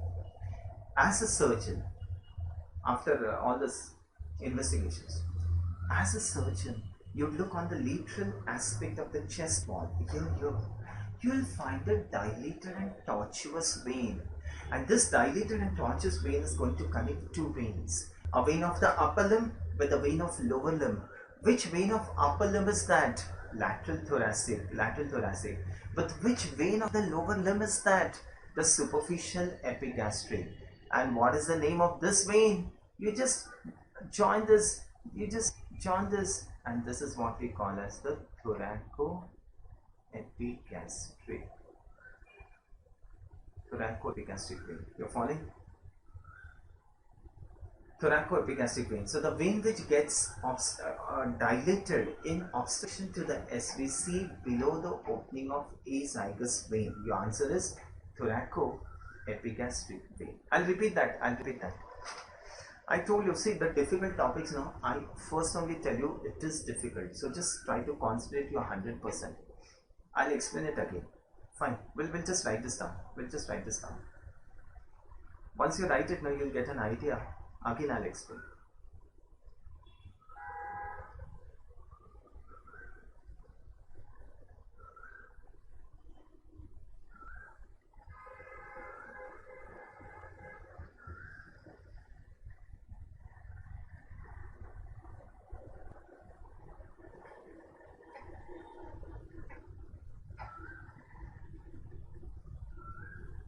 Okay, start.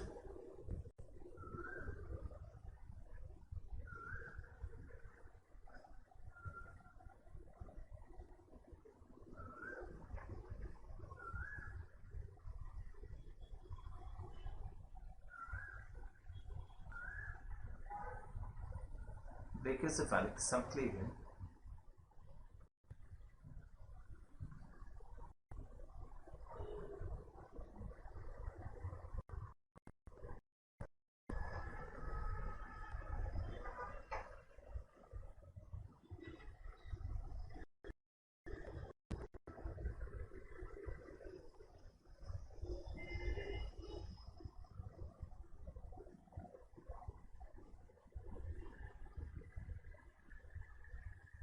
You write it down, you'll understand.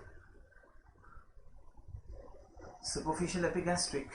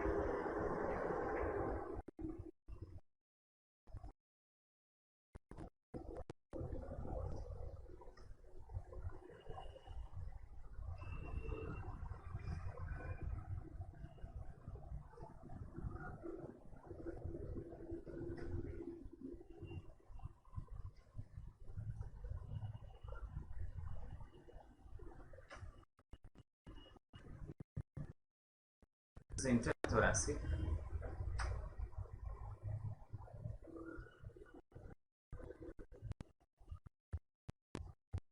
This is the same one.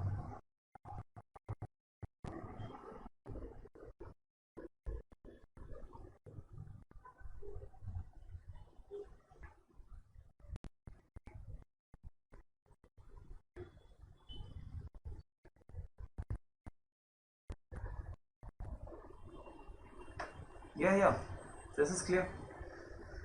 Okay.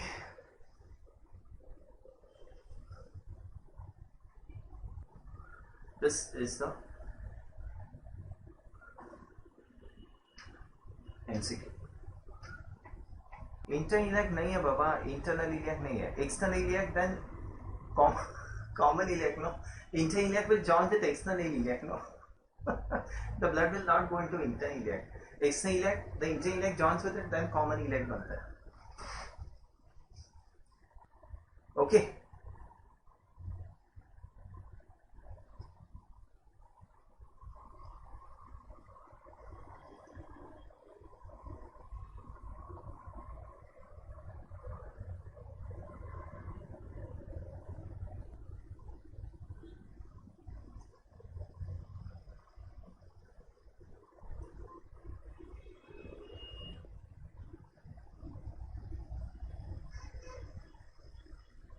There's a lot of hanging. External iliac drains into common iliac. External iliac, then common iliac, then IBC, then right atrium.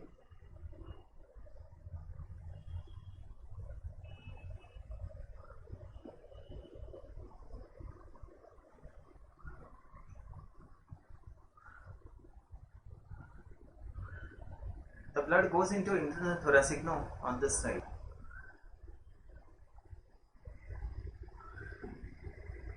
Clear to all of you? Okay, just once again, I'll make that slide for you and finish this.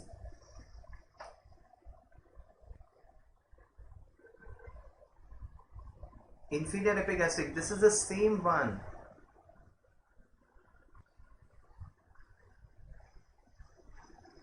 This is the same as before. Don't write that. That's the same thing that we have already written. Okay. I'll make the slide for you. Look, I'll just make the slide for you.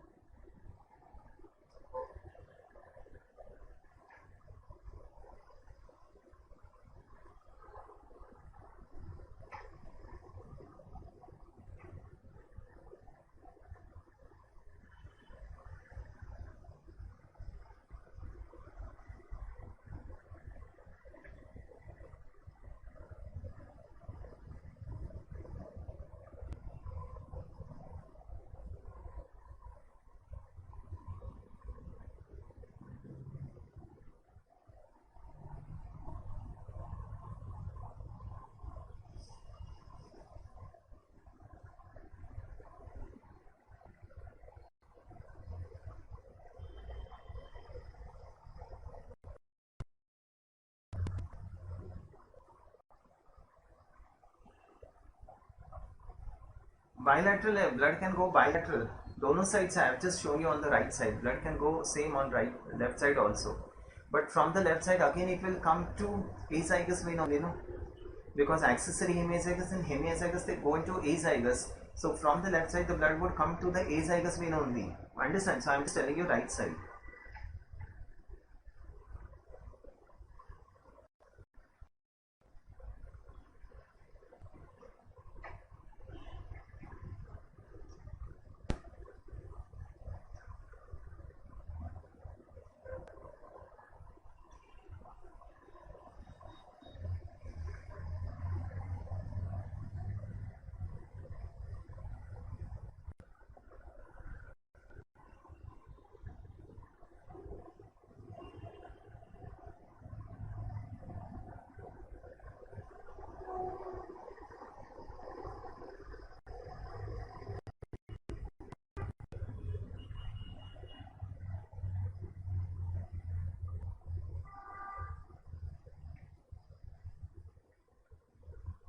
Hanging frequently, I've told him it's hanging frequently.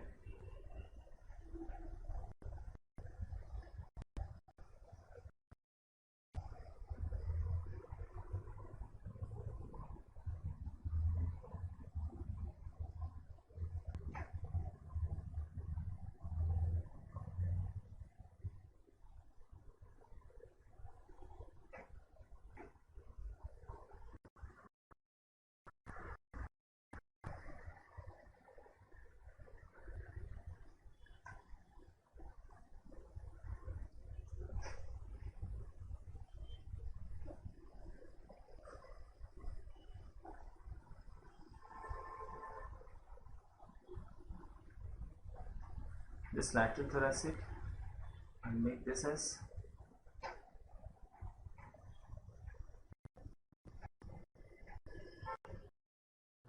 this is thoracoepigastric.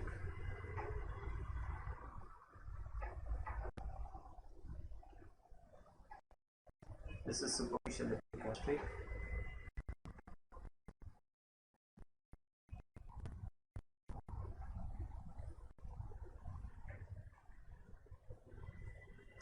That's great syphilis. Okay, clear to all of you?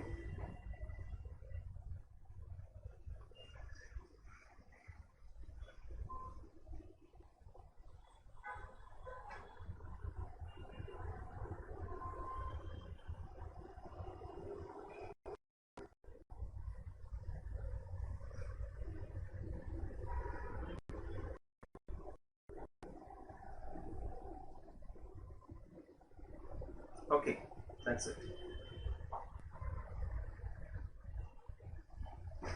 Same as previous obstruction, yes. Okay, clear to all of you? So that's about the veins. So now we are discussing the intercostal space. I've told you the intercostal arteries, I've told you the intercostal veins, I've told you the anastomosis between the veins. Now we start with the last thing which is left here is the intercostal nerve. Intercostal nerve. Understand this now. We discussed this yesterday if you remember. What is an intercostal nerve? The right posterior intercostal vein is longer. The right posterior intercostal, arteries are longer because the aorta is on the left side.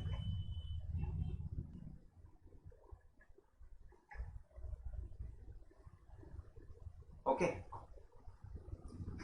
Now see here. Now, what is an intercostal nerve? Answer this. An intercostal nerve. You remember we were discussing about the plexus yesterday. Plexus. How is a plexus formed? A plexus is formed by the ventral rami of the corresponding spinal nerve. Right? A plexus is formed by the ventral rami of the corresponding spinal nerve. This is what I told you. In case of thorax, there is no plexus. In the thorax, there is no plexus. So what will happen to the ventral ramus of a thoracic spinal nerve? This is what I was telling you.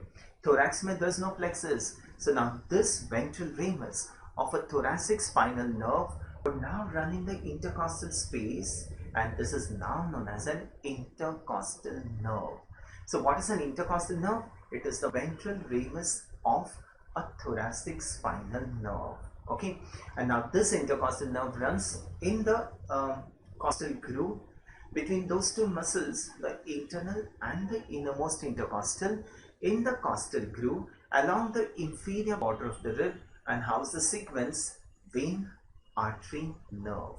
And this sequence is reversed in first rib. Okay, so that's about the intercostal nerve.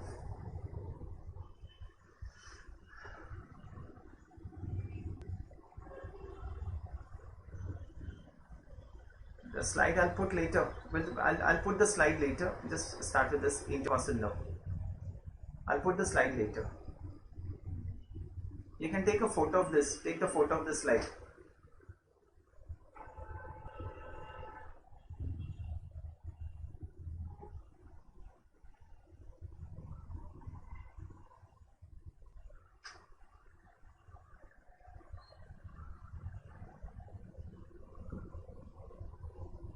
Okay, just finish that slide first.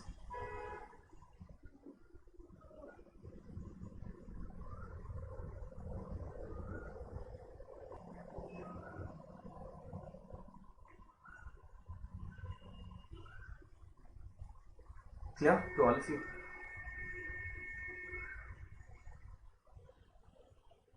Okay. Okay, diagram I'm showing you, have a look at this first. Finish this, take a photo, it's fine.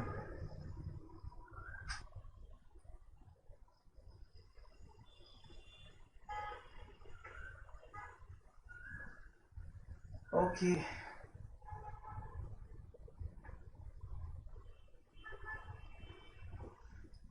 Starting with the intercostal nerve. So that completes my intercostal space then.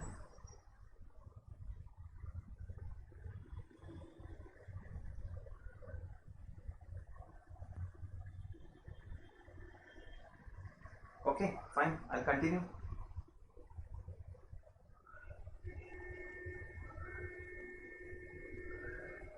Okay, what is an intercostal nerve? Starting here.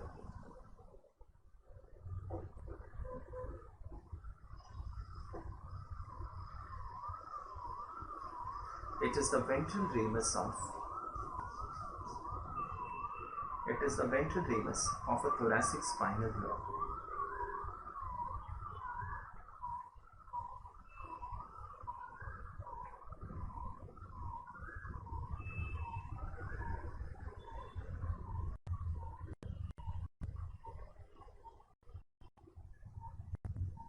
Ventral ramus of thoracic spinal nerve.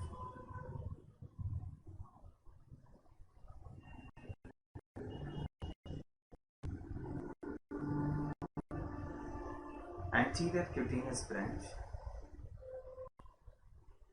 Just write this down, I'll tell you. Second.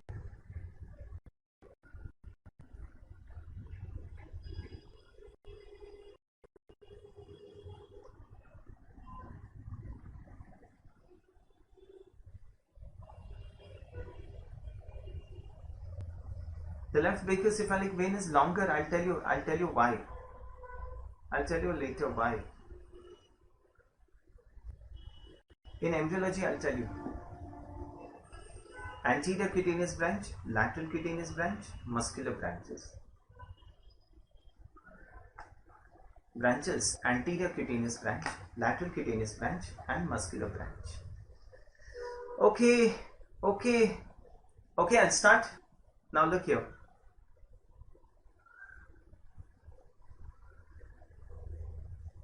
Look, this is an intercostal nerve. Now this intercostal nerve runs in the intercostal space. Here's the intercostal nerve runs in the intercostal space, and in front it pierces the pectoralis major and gets out. And this is what we call as the anterior cutaneous nerve. So the same intercostal nerve, once it pierces the pectoralis major and gets out, it is now known as the anterior cutaneous nerve. On the lateral side, it gives a branch here. What is this branch known as? Lateral cutaneous branch. And this lateral cutaneous branch is going to pierce a muscle here which arises as digitations. What muscle is that? Which arises as digitations here. Look at that. What's this muscle? Serratus anterior, right? So the lateral cutaneous branch is going to pierce the serratus anterior. It pierces the serratus anterior. It comes out. it divides into two branches and supplies the skin on the lateral aspect of chest wall. So the lateral cutaneous branch comes out, divides into two branches. Look at this. This is one branch, divides into two branches. This is one branch and this is one branch. Okay. So the lateral cutaneous branch pierces the serratus anterior, comes out, divides into two branches and supplies the skin on the lateral aspect of the chest wall. And the third branches will supply the muscles, the intercostal muscles. This is what we call as the muscular branches. Muscular. Okay, so what are the branches of an intercostal nerve? One, anterior cutaneous branch. Second, lateral cutaneous branch. And third, muscular branches. When an intercostal nerve supplies this much, we call this as a typical intercostal nerve. Okay, so what is a typical intercostal nerve? A typical intercostal nerve is the one which supplies one, the intercostal muscles through muscular branches. Second, the skin on the anterior aspect of chest wall through anterior cutaneous branch, and the skin on the lateral aspect of the chest wall through lateral cutaneous branch. If an intercostal nerve supplies, we call this as a typical intercostal nerve. Am I clear? So what is a typical intercostal nerve? Anything extra if it supplies, it is known as atypical. Anything extra if it supplies, it is known as atypical.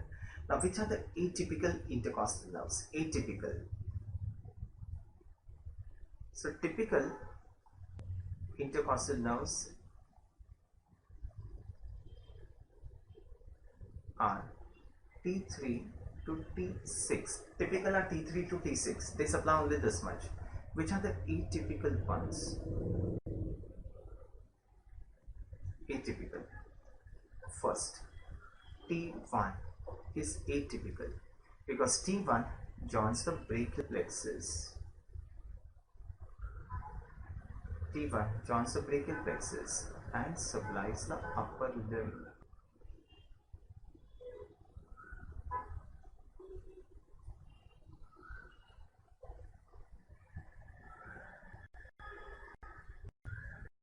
T1 supplies the T1 so joins the brachial plexus and supplies the upper limb. Okay. Second, T2 T2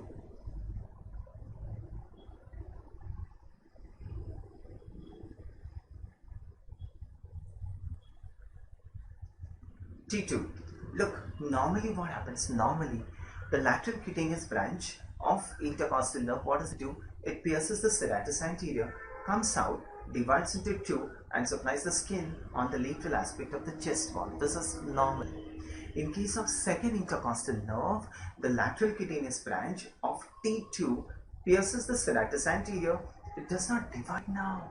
It goes and joins with a nerve which supplies the skin here on the medial aspect of the arm. Yes.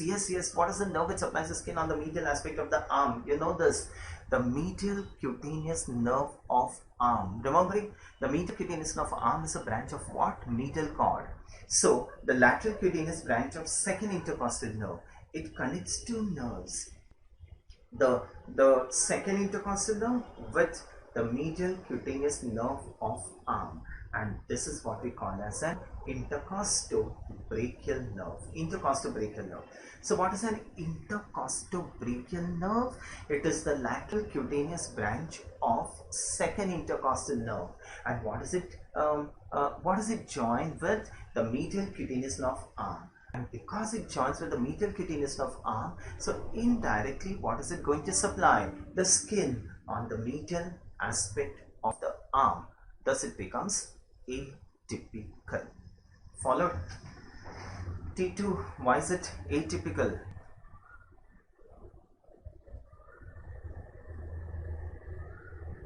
The lateral cutaneous branch of T2 joins with the lateral cutaneous branch of T2 joins with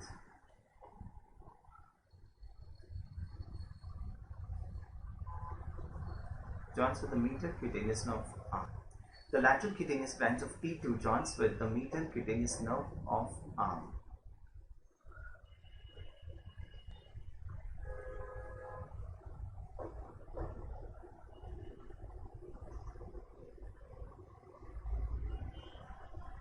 intercostobrachial nerve. So the lateral cutaneous branch of T2 joins with the medial cutaneous nerve of arm. Intercostobrachial nerve.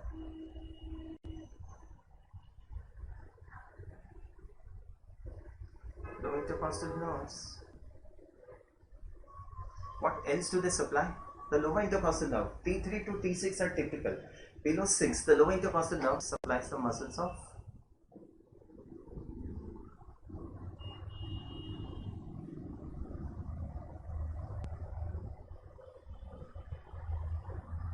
anterior abdominal wall. So the lower intercostal nerve supplies the muscles of anterior abdominal wall.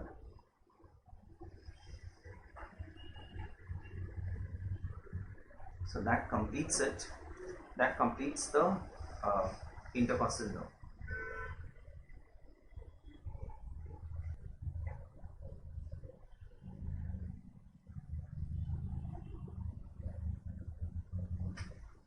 Yeah, so that's about the intercostal nerve.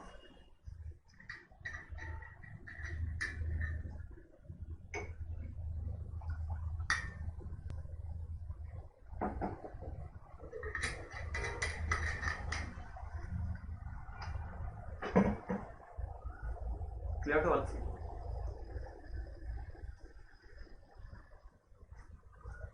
Okay.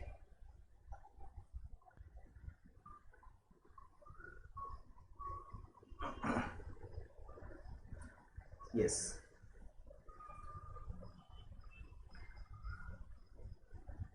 T2. Intercostobrachial nerve is T2. Lateral cutaneous branch. T2.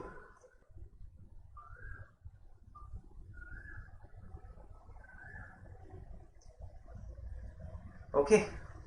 Now I'll start with one topic. 11:30 I'll give you a break.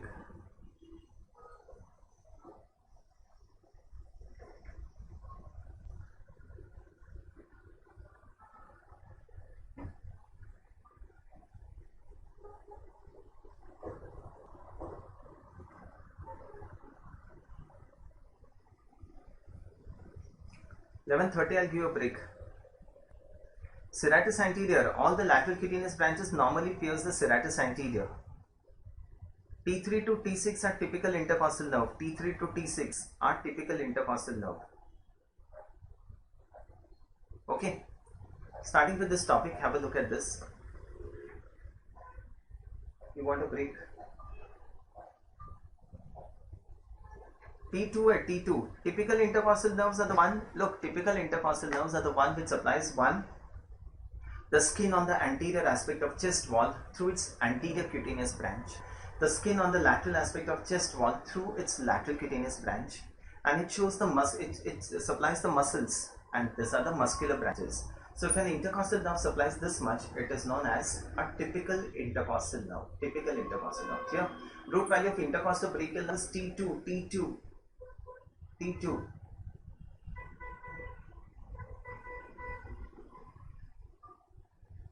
Okay, clear to all of you? I have to cover thorax and anterior cutaneous nerve will pierce the pectoralis major, no, pectoralis major. Okay.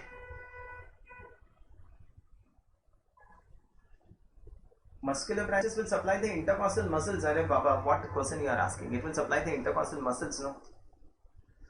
Clear to all of you? Okay, fine. Okay, clear? Okay, starting with the heart and the pericardium. Just understand this. Understand this, a small topic I'll finish and then we'll take a break.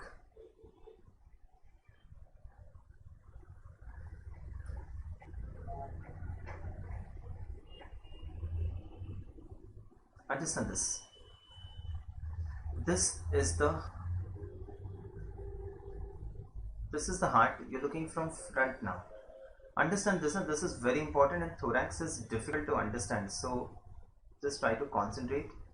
This is the heart. We're looking from anterior side. You're looking from front, and muscular branches will supply the muscles, the intercostal muscles. Muscular branches will supply the intercostal muscles. Okay, just wait now. I'll just finish this topic. Okay, now we'll just draw this, and by the time I come to a difficult part, I'll stop. Right, this is the heart you're looking from front. Now tell me which part of the bone lies here. What bone lies here? This is the, what is lying here in front? Here would lie the manubrium. एक minute. What would lie here? The manubrium. And what would lie here? The body of the sternum. And what would be here on either sides? The costal cartilages. Costal cartilages. So what do we call this surface of the heart as? This is what we call as the sternocostal surface of the heart. Sternocostal, okay? And the sternocostal surface of the heart is made up of how many chambers? One moment. This is the sternocostal surface of the heart, and this sternocostal surface is made up of right atrium, right ventricle, and the left ventricle. Just understand this.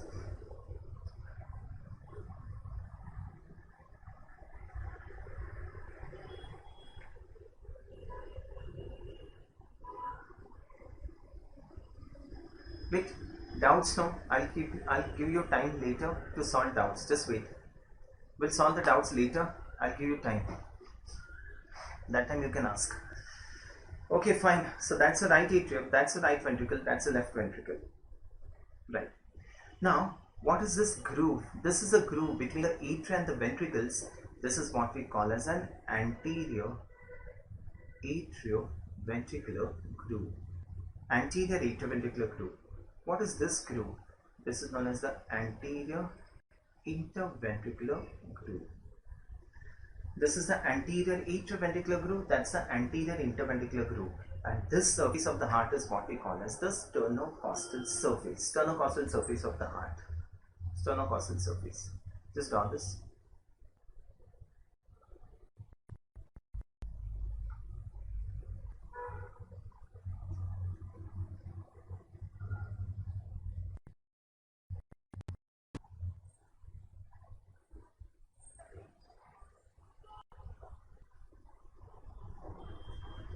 Sternocostal surface of the heart.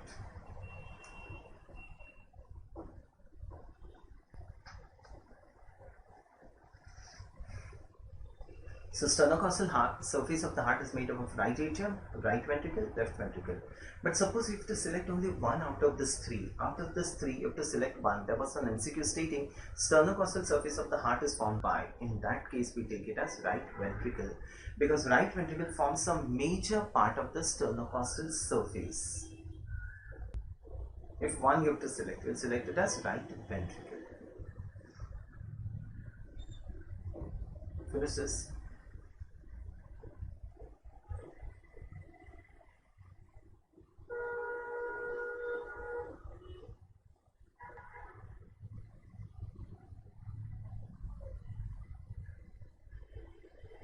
Okay.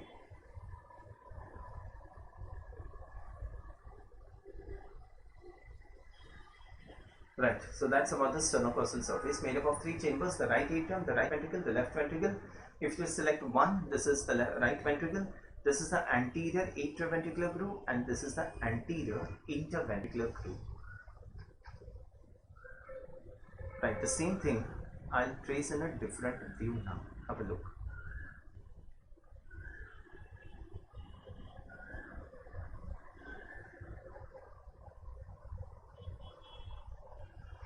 That's the right atrium, that's the right ventricle, that's the left ventricle, this is the infundibulum, these are the pulmonary arteries, and that's the arch of aorta. Okay, I'll start. Now just try to understand this. Slightly difficult this is, okay? I'll just finish a small part and then we'll stop. Right, this is the right atrium, that's the right ventricle, that's left ventricle. What is this groove? This is the anterior atrioventricular groove. This is the anterior atrioventricular groove. Now, if I trace this backside, what is this groove known as? This is the posterior atrioventricular groove. Posterior atrioventricular groove. This is the anterior atrioventricular groove. If you're going at backside, that's a posterior atrioventricular groove. What is this groove? This is the anterior interventricular groove. Now, as we go down, as we going down, what is this groove? This is the posterior interventricular groove. Posterior interventricular groove. This one. This is the posterior interventricular groove. This is the posterior atrioventricular groove. Now, if I turn the heart from and look from back side, look, I'm turning the heart. I'm looking the heart from back side. This is difficult to understand. Just concentrate. You're turning the heart and you're looking from back side like this. What is this groove? This is the posterior atrioventricular. And what is this groove? Posterior interventricular groove. Posterior interventricular groove.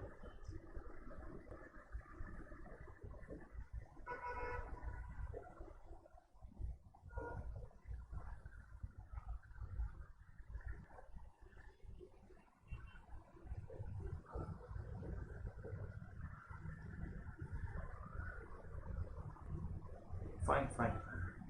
Okay. Clear?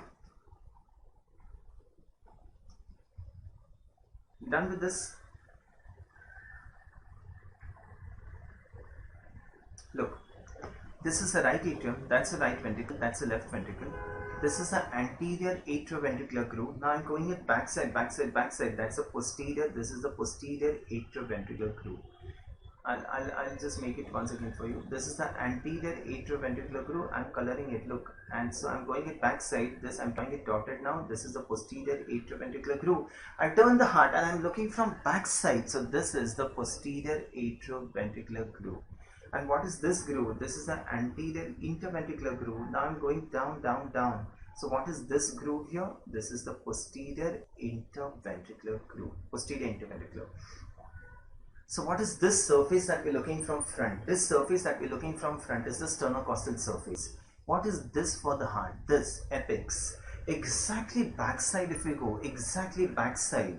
This much part, this much part, this much part from backside, from backside is this. And what is this known as? Base of the heart. Base. Okay. Look, if this is the apex of the heart, exactly backside we go, backside. This much part above this groove, this much part from backside is what? Base of the heart. If we turn the heart, this is going to be the base of the heart. I'll explain it again, it is difficult. And this part of the heart, look, this part, this much, this much, this much. If you're looking from down, down, that's this. And what is this part of the heart known as? Diaphragmatic surface of the heart. Diaphragmatic surface. Diaphragmatic surface. So this becomes the base of the heart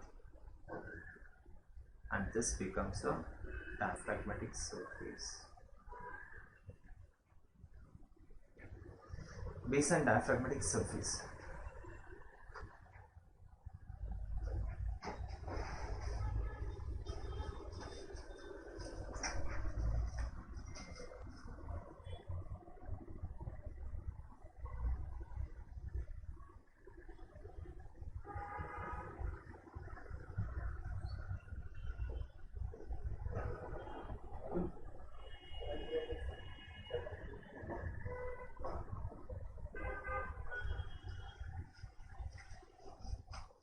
Clear to all of you?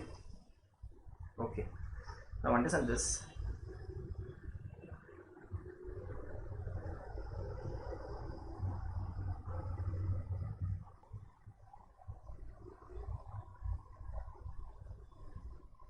Okay, have a look. Understand this.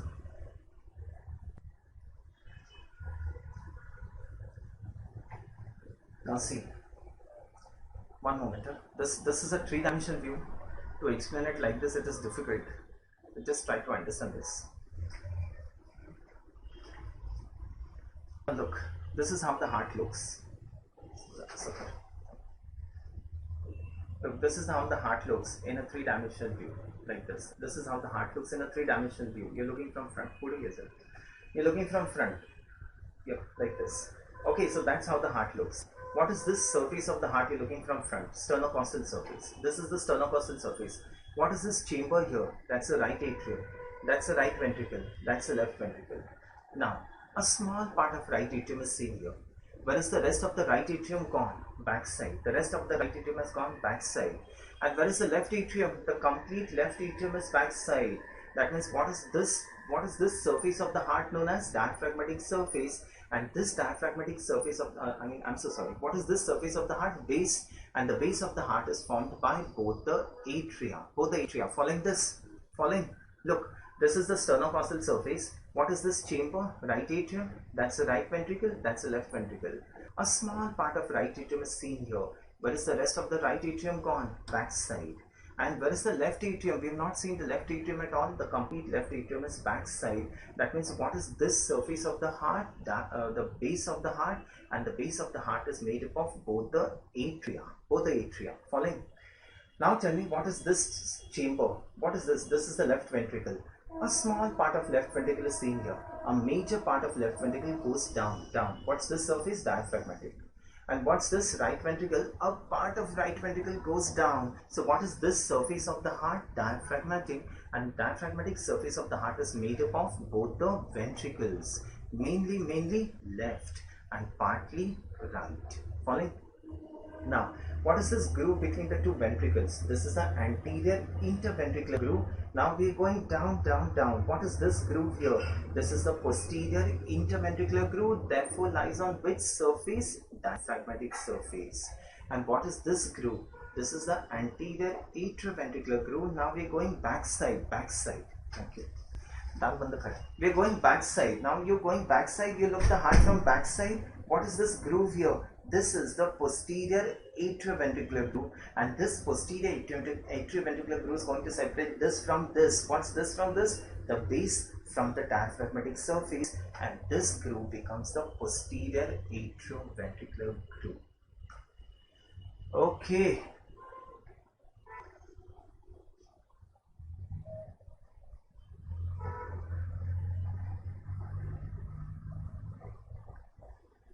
Clear to all of you?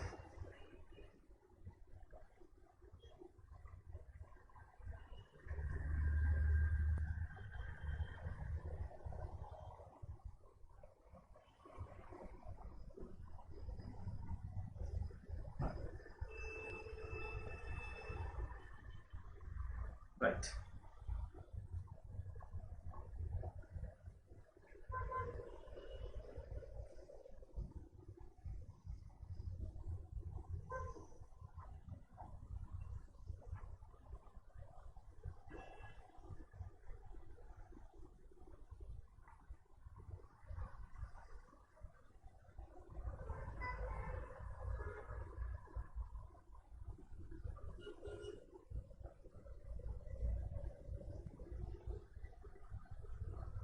Clear to all of you? Okay, very good.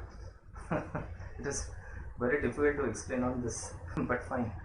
Good. Have a look at this slide now. Have a look at this slide. Very good. Okay, see, look at this slide now. It will be clear to you.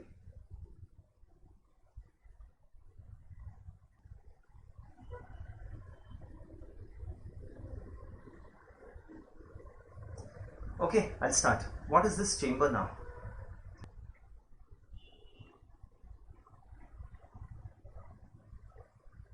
You'll understand everything. You'll understand. Just wait. Just have some patience. You'll understand everything. Okay, I'll start. What is this chamber here? That's the right atrium. Look at this. This is the right atrium. That's the right ventricle, and that's the left ventricle. Okay, so that's the right atrium. That's the right ventricle. That's the left ventricle. What is this groove? This is the anterior atrioventricular groove. And what is this groove? This is the anterior interventricular groove. Okay, so that's the anterior atrioventricular groove and anterior interventricular groove.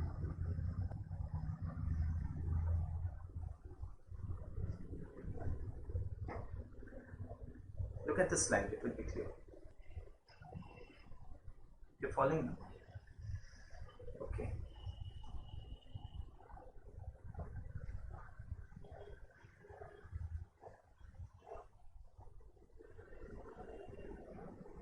Right. See this three-dimensional slides, it will be clear. That's the right atrium, that's the right ventricle, that's the left ventricle, this is the anterior atrioventricular groove, and that's the anterior interventricular groove. Fine. Now we trace this anterior atrioventricular groove backside. Okay, fine. One moment. What is this groove? This is the anterior interventricular groove, and this is the anterior atrioventricular groove. Fine. Look, this is so nice. Just understand this. What is this surface of the heart? This surface is the sternocostal surface of the heart. What is this for the heart? This is the apex of the heart. Exactly backside we go. Exactly backside. What is this surface going to be? This is going to be the base of the heart, base. Okay, so base is backside. Now look, understand this. That's the right atrium. A part of right atrium is seen here. The rest of the right atrium goes where? Backside, backside. And which is this complete chamber behind left atrium. The complete chamber behind this left atrium. Now we turn the heart, and look, what is this? This is the right atrium and that's the left atrium, and this surface of the heart is what we call as the base of the heart. Okay, so base of the heart is formed by both the atria. Base of the heart is formed by both the atria. Clear? So part of right atrium goes backside and the complete left atrium is behind. We turn the heart and this is what we're looking from backside, and the base of the heart is formed by both the atria. Clear to all of you? So that's about the base of the heart. Understand this now. What is this chamber? That's the left ventricle. A small part of left ventricle is here. A major part of left ventricle goes down. What is this surface? Diaphragmatic surface. And what's this? This is the right ventricle. A part of right ventricle goes down. That's the right ventricle. So what is this surface of the heart? And this is the diaphragmatic surface of the heart. Diaphragmatic. So the diaphragmatic surface of the heart is made up of left ventricle mainly, and partly it is the right ventricle. Okay, following this? So that's about the diaphragmatic surface of the heart. Your concept should be clear. Okay, now tell me, what is this groove? What is this groove? This is the anterior interventricular groove, and now we're going down like this. We turn the heart, and this is the posterior interventricular groove. Okay, so posterior interventricular groove lies on which surface? The diaphragmatic surface. Diaphragmatic. What is this groove? This is the anterior atrioventricular groove, and this anterior atrioventricular groove, if we go backside, we turn the heart, and that's the posterior atrioventricular groove, and this posterior atrioventricular groove is going to separate this base from the diaphragmatic surface. You understanding? So the groove which separates the base from the diaphragmatic surface is posterior atrioventricular. The base of the heart is formed by both the atria. Apex is left ventricle. Base of the heart is formed by both the atria. Okay, is this clear to all of you? Very good. Very good.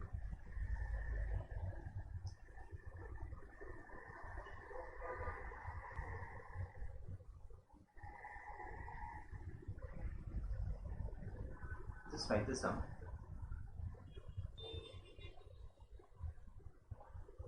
Base of the heart is formed by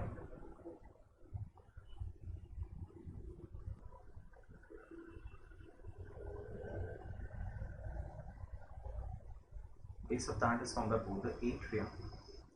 The groove which separates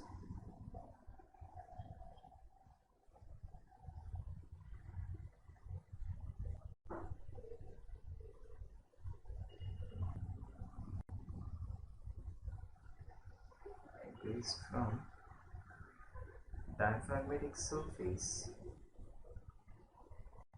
The groove which separates the base from diaphragmatic surface is posterior.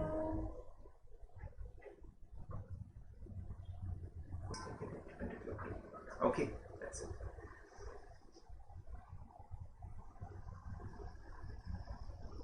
Okay, that's nice. Fine, very good. Apex is formed by the left ventricle. Apex is left ventricle.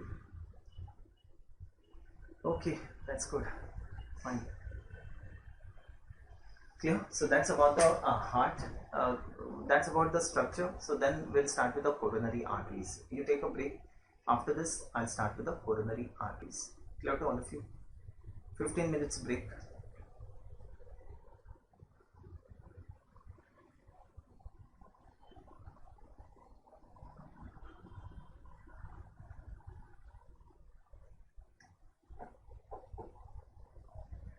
Fine, we take a break. 15 minutes break you take. Be fresh and come. After this, I start with the coronary arteries. and then I start with the embryology of the heart. It's awesome. It's very nice to understand the embryology of heart and all in a three-dimensional view. Okay, you should enjoy that. Be fresh and come. 15 minutes break you take. Fine. Thank you.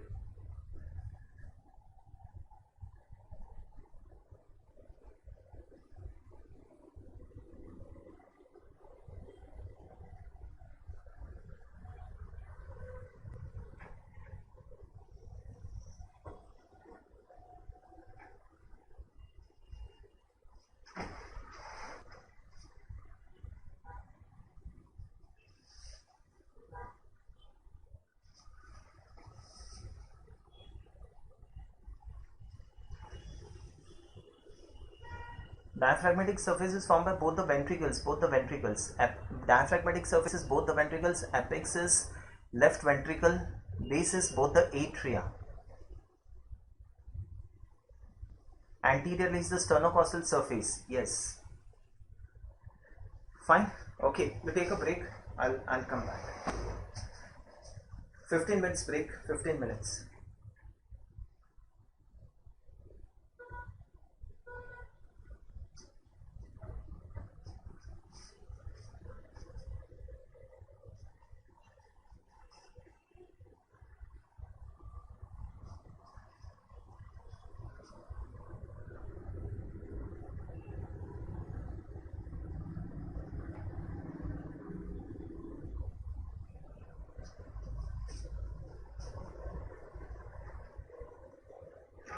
A dilatation within the ascending aorta, and this aortic sinuses will give origin to the coronary arteries. They will give origin to the coronary arteries. There's a right anterior sinus which gives origin to right coronary, and there's a left posterior which gives origin to left coronary. Okay, so the right anterior and the left posterior gives origin to the right coronary and the left coronary arteries. That means the coronary arteries arises from the aortic sinuses located in the ascending aorta. Am I clear? Aortic sinuses located in ascending aorta. Understand this now, coronary arteries.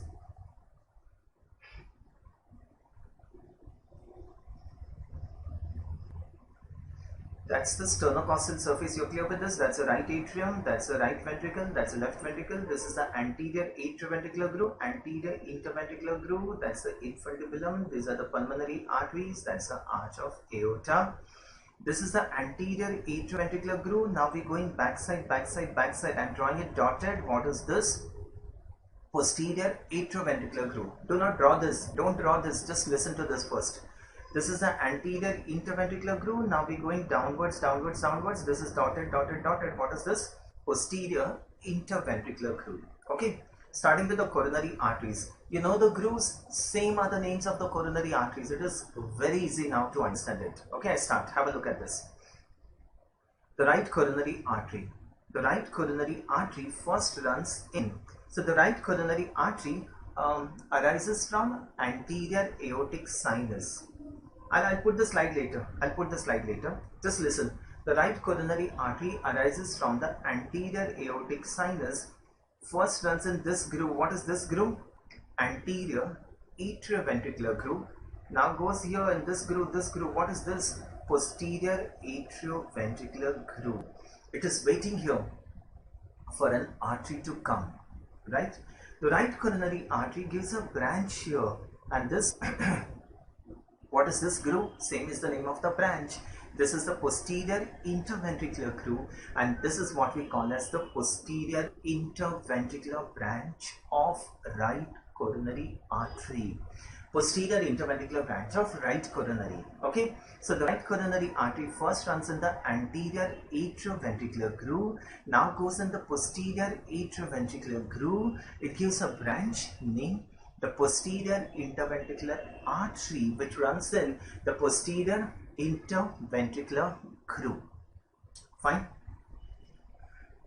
Don't write anything. I'll give you time. Just wait. This is the left coronary artery. The left coronary artery is a longer artery. It's longer in length. It comes from behind the pulmonary trunk. It comes from behind the pulmonary trunk. The left coronary artery now divides into two branches. It immediately divides into two branches. One, what is this groove? This is the anterior interventricular groove. So this is what we call as the anterior interventricular branch of left coronary artery. So the anterior interventricular branch of left coronary artery, they commonly call this as LAD, left anterior descending. Clear? First runs in the anterior interventricular groove, now goes in, what's this groove? Posterior interventricular groove, and anastomosis with, what's this artery? What's this? This is the posterior interventricular branch of right coronary artery. Clear? And what is this artery? This artery is going to wind around the heart. Anything which winds around the heart, what is this? Circumflex branch runs in posterior atrioventricular groove and anastomosis with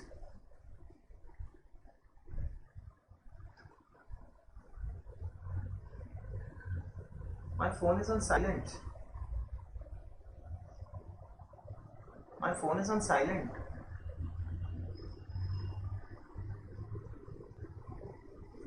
I'll repeat that. Okay, I'll repeat that once.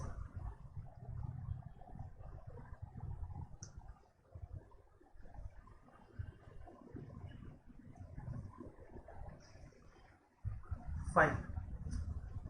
Okay, I'll repeat that once. You can write this down. This is the ascending aorta. I'll label that. I'll tell you that again. This is the arch. That's the descending aorta. Those are the aortic sinuses.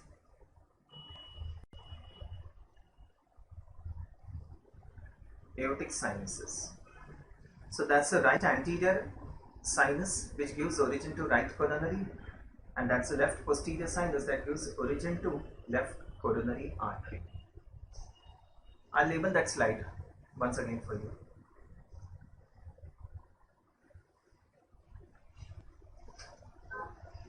Okay, just write this down fast.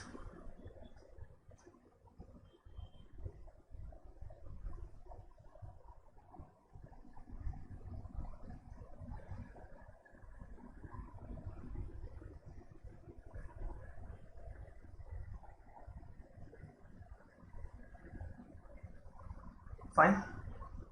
Okay, once again, just have a look at this. I'll make this once again for you and I'll explain it. This you should know.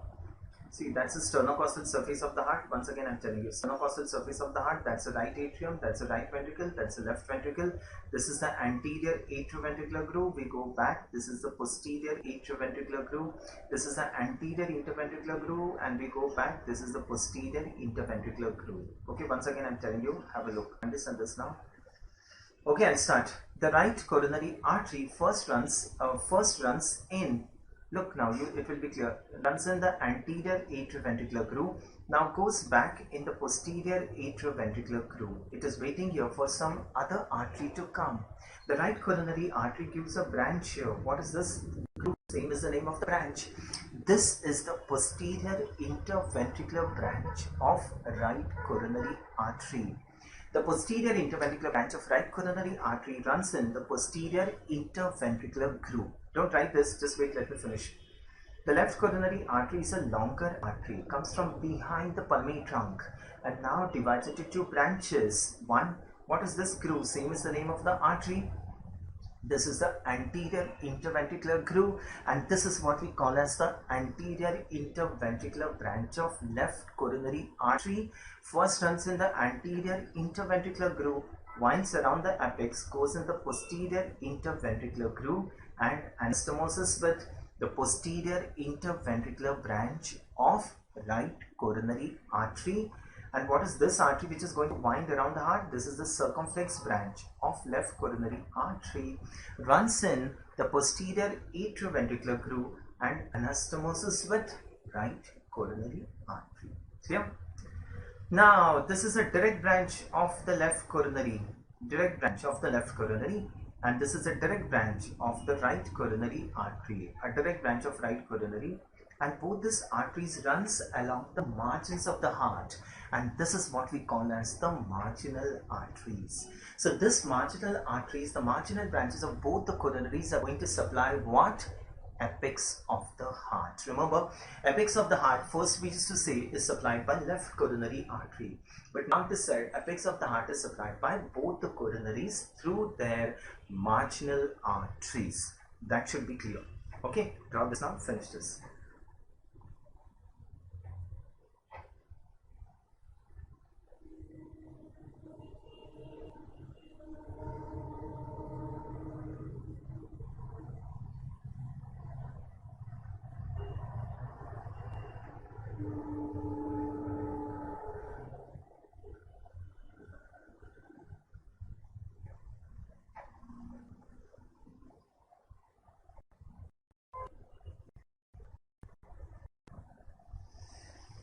This is the left anterior descending.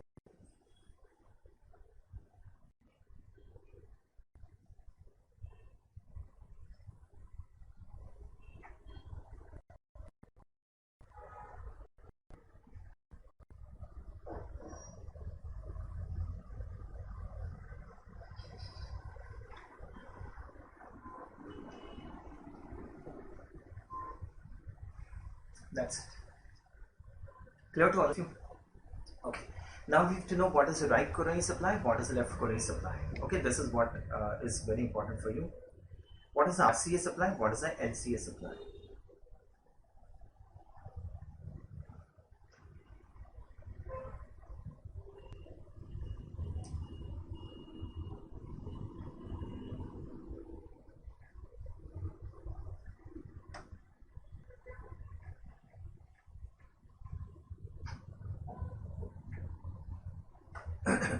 Clear?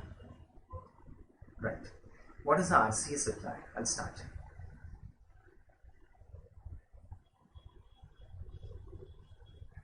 Right coronary artery supplies right atrium, right ventricle, right atrium, right ventricle, SA node, AB node, right atrium, right ventricle, SA node, AB node, left bundle of his,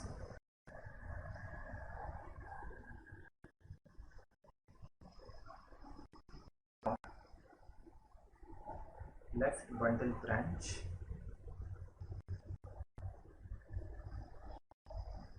left bundle of his or the left bundle branch,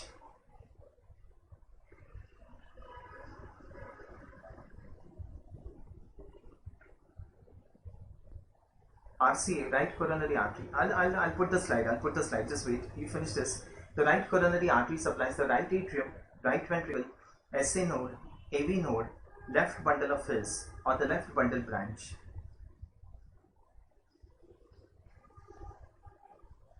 interatrial septum,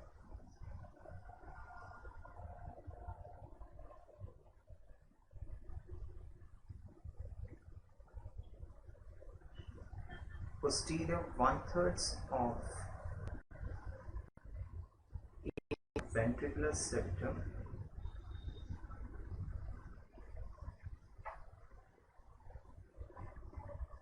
apex of the heart.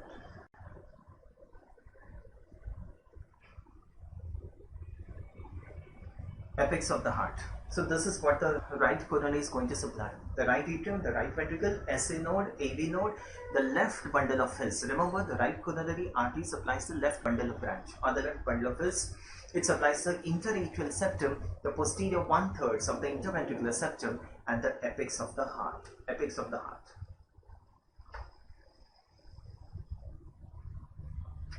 What is the left coronary supply? The left coronary artery supplies left atrium, left ventricle, left atrium, left ventricle, right and left bundle of his. Remember, right coronary supplies the left bundle of his and the left supplies both the bundles of his or both the bundle branch. Anterior 2/3 of interventricular septum.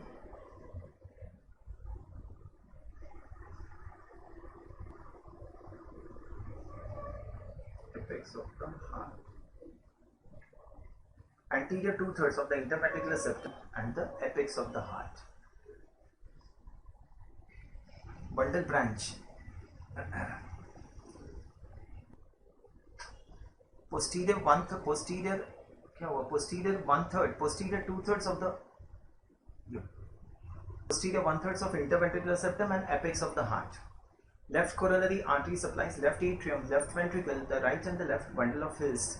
Anterior 2/3 of the interventricular septum and the apex of the heart. Apex of the heart. Clear to all of you? Now see this. Tell me now, what is this artery? Posterior interventricular branch of right coronary is known as posterior descending. No, it's not known as posterior descending. Clear to all of you? Okay, now listen here. What is this artery? What is this artery? This is a posterior interventricular artery, and this posterior interventricular artery is a branch of right coronary artery, right? This posterior interventricular artery is a branch of right coronary artery in 85% of the cases, and this type of circulation is known as the right coronary dominance. Right coronary dominance. So it just depends on this posterior interventricular artery. If the posterior interventricular artery is a branch of right coronary, it is right coronary dominance. Sometimes the circumflex comes here. The circumflex will come here and the circumflex will give this branch. So if the posterior interventricular artery is a branch of circumflex, we call this as the left coronary dominance. Left coronary dominance. And if both arteries give this branch, means there are two posterior interventricular arteries, this is what we call as a co-dominance. Co-dominance. Following this, so cardiac dominance basically depends on what? Posterior interventricular artery. That decides the cardiac dominance. Okay? Fine, just write this down.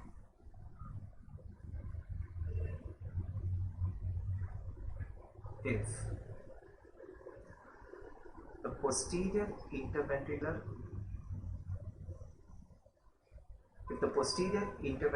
artery, both left coronary ka both hai both. Okay, the entire supply of left coronary. Circumflex will supply the interventricular septum. If the posterior interventricular artery is a branch of right coronary artery, it is known as right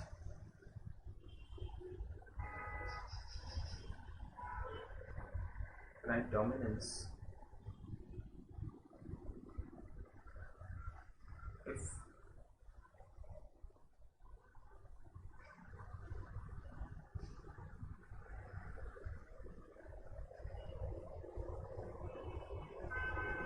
If it's a branch of circumflex, it's the left dominance. If both gives this,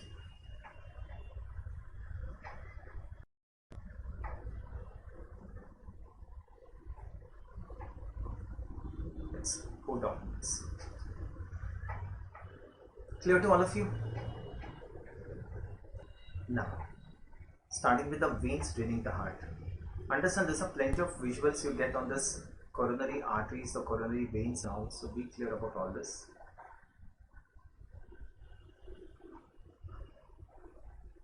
No, left coronary does not supply the right ventricle. No.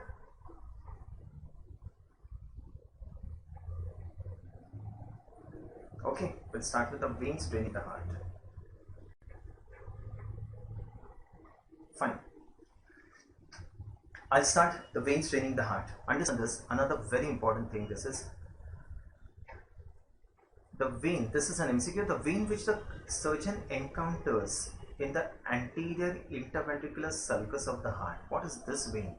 This is the great cardiac vein. Great cardiac vein.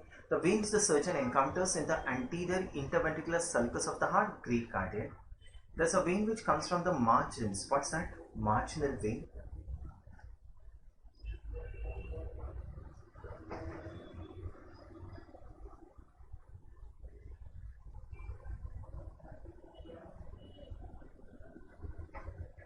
Anterior 2/3 is left anterior descending. Anterior 2/3 is left anterior descending. Sorry.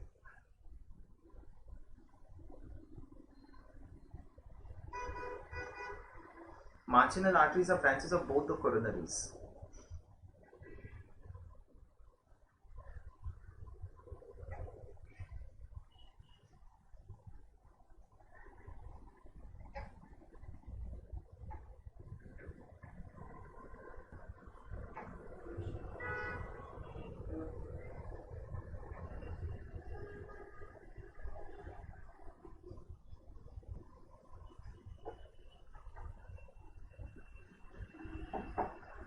Clear?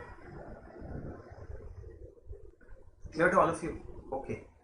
Now I start. Have a look here. Don't draw. I'll give you time for this. Do not draw this. So the vein which the surgeon encounters in the anterior interventricular sulcus of the heart. What's that?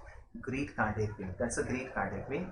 This is a vein coming from the margins. Margins. What's this? What is this? Marginal vein. The great cardiac and the marginal joins to form the largest vein of the heart. The biggest vein of the heart. And what's this? What's this? The largest vein of the heart is known as what?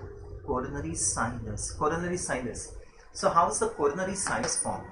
There's a vein in front, that's a great cardiac, and there's a vein which comes from the side, that's a marginal. Together joins to form the coronary sinus, and this coronary sinus goes backside. What is that groove which it lies in? It lies in the posterior atrioventricular groove, and this groove is therefore known as the coronary sulcus. Coronary sulcus. So what is coronary sulcus? It's the posterior atrioventricular groove. Don't draw this, just wait, I'll give you time. What is this vein? You know the name of this groove? This is the middle cardiac vein. Middle cardiac. And there's a small vein here. This is the small cardiac vein. I'll show you the slide. Draw this, I'll show you the slide. So that's the small cardiac vein. I'll show you the slide, you'll understand it. Just draw this first.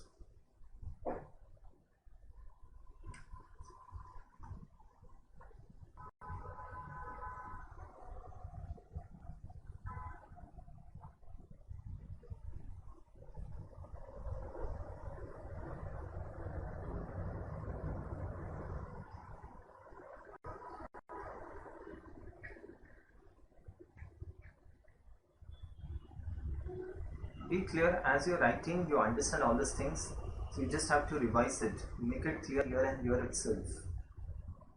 This is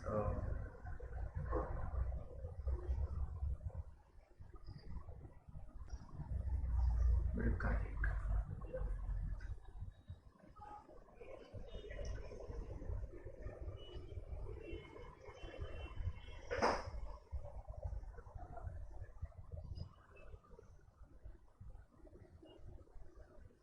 Okay, so great cardiac, marginal, small cardiac, coronary sinus, middle cardiac.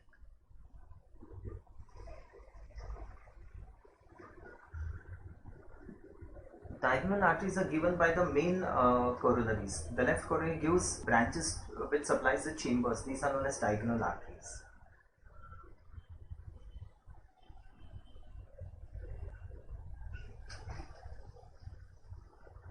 Okay, clear?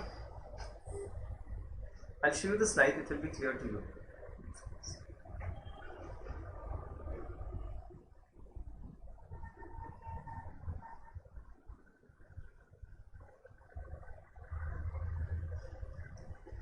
Look, this is good. You'll understand this. Look, this is so nice. You tell me now. What is this vein? What is this vein? This is the great cardiac, right? What is this vein? This is the marginal vein. And the great cardiac, look, this is the great cardiac and this is the marginal, now joins to form what? What is this big vein? That's the coronary sinus, right? This is the coronary sinus. Clear?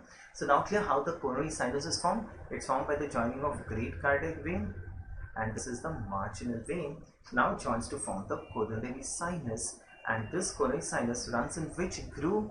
That's the posterior atrioventricular groove, and this groove is therefore known as coronary sulcus. What is this vein here? This is the middle cardiac vein, and there would be a small vein here. What is this vein? Small cardiac. These are the tributaries of small cardiac vein. Okay, so that's about the venous drainage of the heart.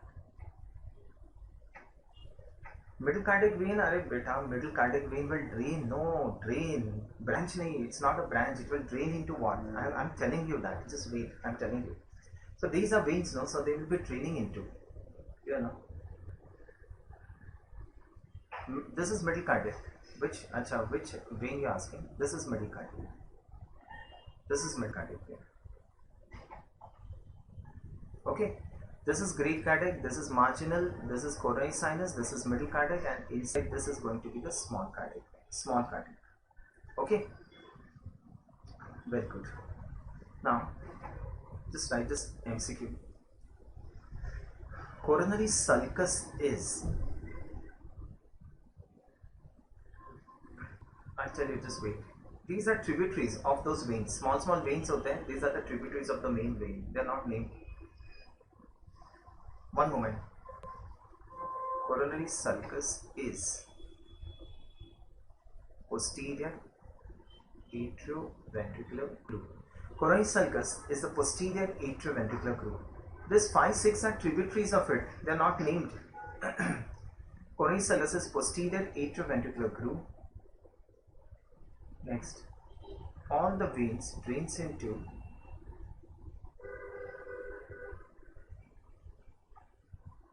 coronary sinus. You just write this down. All the veins drains into coronary sinus except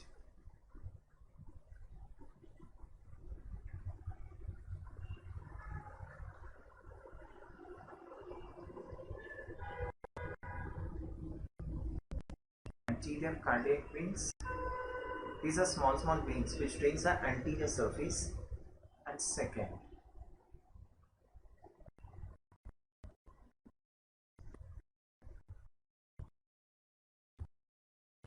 and this is also known as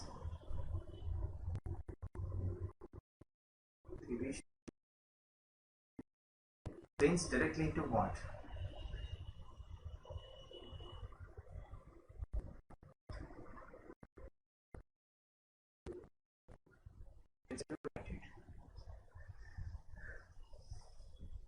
Coronary sinus is formed by marginal and great cardiac vein. Great cardiac. Sulcus is that groove, no? Sulcus is a groove. Sulcus is a groove. Okay. Okay, fine. I'll just repeat these things. Just listen here. I'll repeat the thing. Listen here. So all the veins drains into what? All the veins drains into coronary sinus. Whatever veins that we have drawn now, all the veins will open into the coronary sinus except two veins which do not open into the coronary sinus. Who's that? One is the anterior cardiac vein which drains. These are small veins which drains the anterior surface of the heart. And venae cauda minimi, also known as Thibetian veins. These are small veins which opens in all the chambers, but mainly they open into right atrium. Right atrium. Coronary sulcus is a groove in which the coronary sinus lies. Okay. Coronary sulcus is the groove in which the coronary sinus lies. So that is the posterior atrioventricular groove. Clear to all of you? Is this clear? This should be perfect. Okay. Great cardiac vein is this. Look here once again. This is the great cardiac vein. This is the marginal vein, and this is the coronary sinus. Very good. Okay. I'll just quickly tell you the grooves. You tell me which artery and which vein lies in the groove. If you can understand it like this, you're perfect with it. Okay, I'll start. Look. We'll start. Anterior atrioventricular groove. Anterior atrioventricular groove, which is the artery, which is the vein. Anterior atrioventricular groove, the right coronary artery, and the vein, the small cardiac vein. Clear? Now, anterior interventricular groove. Anterior interventricular groove, the artery, left anterior descending. That's easy to answer. Left anterior descending, and the vein, great cardiac vein. Great cardiac vein. You following this? Now, in the posterior atrioventricular groove. In the posterior atrioventricular groove, there's an anastomosis between two arteries. There's an anastomosis between two arteries. One is the right coronary artery and the circumflex branch of left coronary artery. The right coronary and the circumflex branch of left coronary artery, and which is a vein here in the posterior atrioventricular groove. The vein is coronary sinus. Coronary sinus.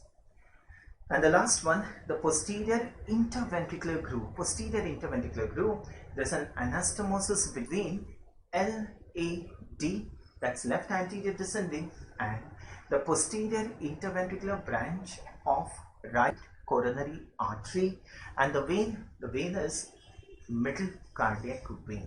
Middle cardiac vein. Am I clear with this?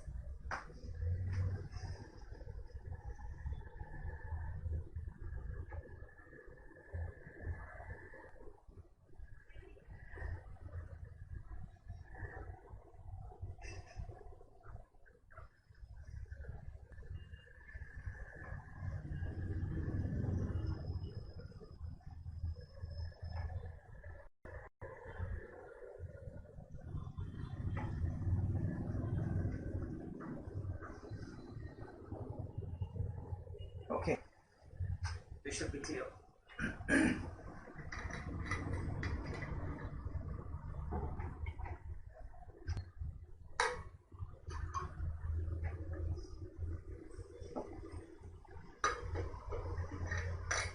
Very good.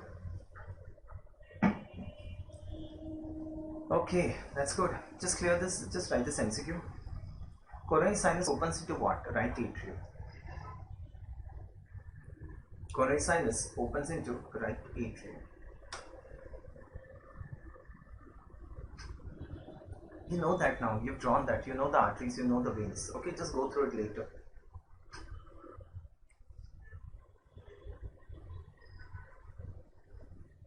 Veins draining anterior cardiac veins and vena cava minimi. These are small veins which drains into the right atrium. Okay, fine. Now I'll proceed.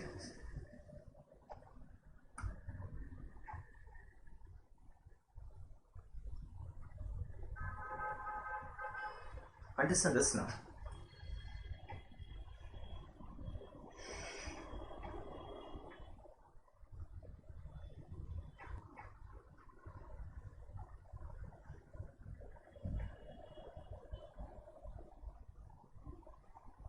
I'll give that later. I will see that later. Just understand this now. Otherwise, no, these things are now important, and embryo is very difficult to understand. So I'll finish this first. Okay, look here now. We close this chamber. We close this. What is this? We have opened the right atrium. You close it back. Close it back. Okay, starting with right atrium. A very important topic. Have a look. A line joining the SVC to IVC from outside. A line joining the SVC to IVC from outside is known as what? Sulcus terminalis. Topic at right atrium. Okay, just listen. Do not write anything. A line joining the SVC to IVC from outside is known as what? Sulcus terminalis. Sulcus terminalis. The same line from inside is known as what? Crista terminalis. The same line from inside is known as crista terminalis. And this crista terminalis divides the right atrium into two parts. One is the rough part and the other one is the smooth part. Rough part and smooth part. Okay.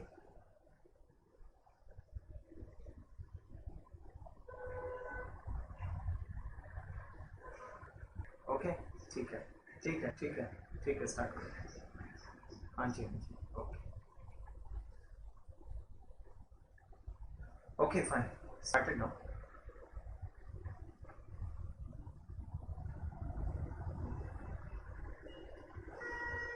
Okay, let's start. Have a look.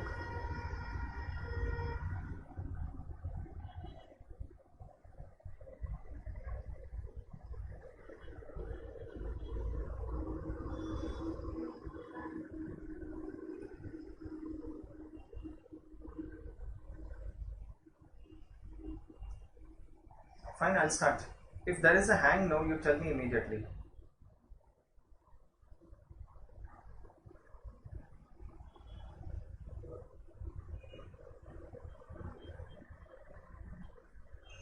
Fine. I'll start. Okay, I'll start. Listen here now. Okay, now we're discussing the right atrium. We close this chamber back. We close this back. And there's a line joining the SVC to IVC from outside.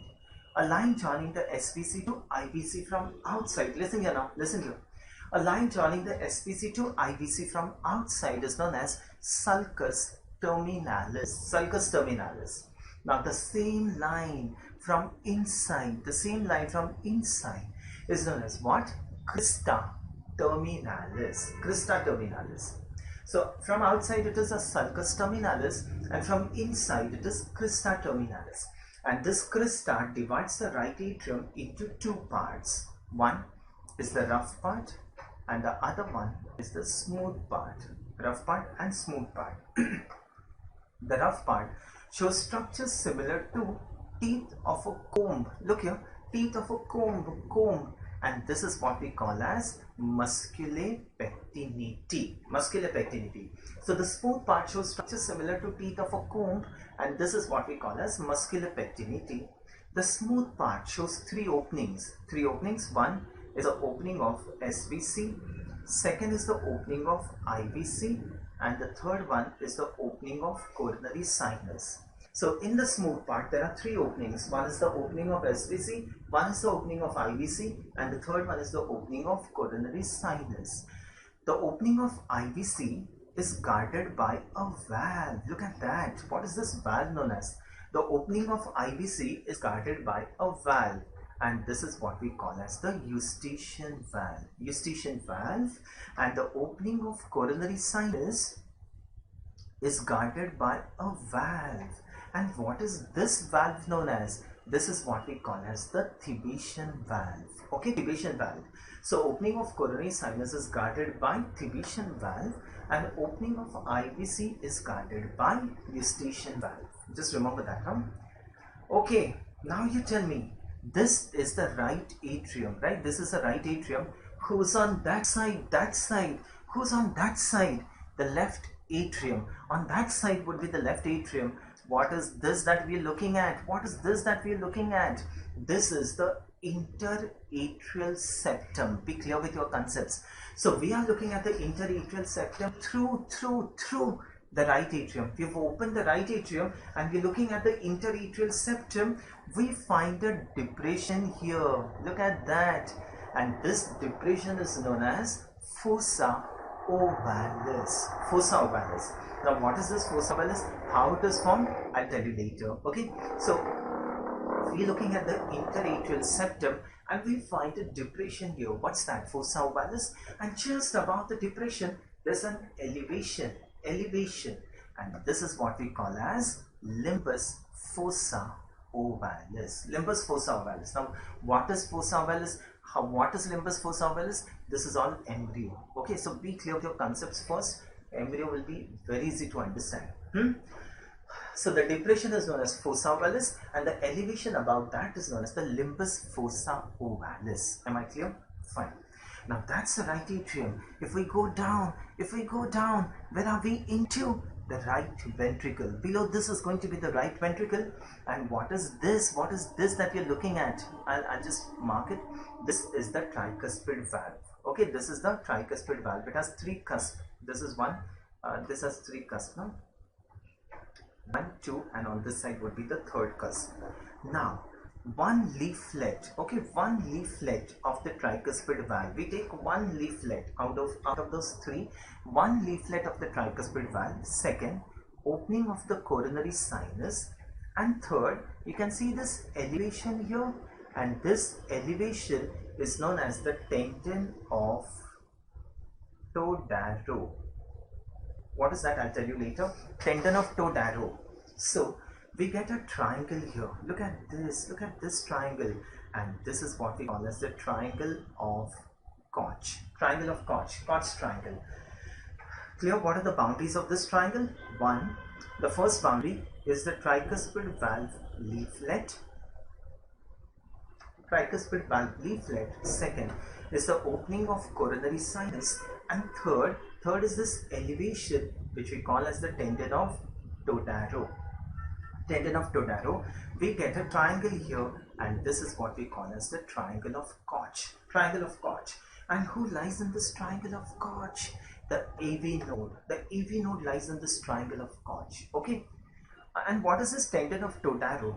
This tendon of Todaro is just a fibrous ridge extending from interventricular septum to the eustachian valve. Look at that. A fibrous ridge which extends from the interventricular septum, here interventricular septum, to valve of IVC. That fibrous ridge is known as the tendon of Todaro. These are difficult things. Takes time to understand. Just be with me. You'll understand all these things. Okay? Slowly, it will be clear. Clear to all of you? Fine. And who lies in this triangle of Koch? AV node. And where does the SA node lie? The SA node lies at the junction of SVC with the right atrium. Okay, this would be the location of SA node. The junction of SVC with the right atrium. I hope this is clear to all of you. Yes?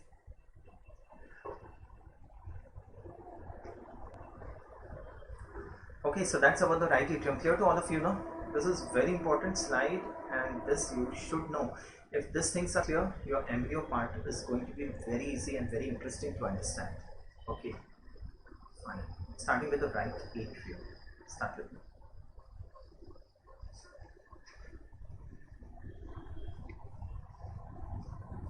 Okay, start. Right atrium.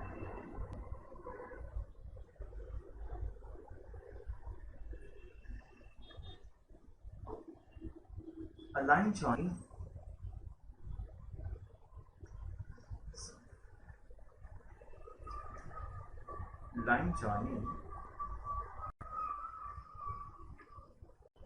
SVC to IVC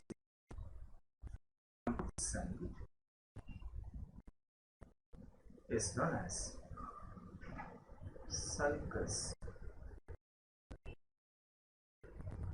Yes.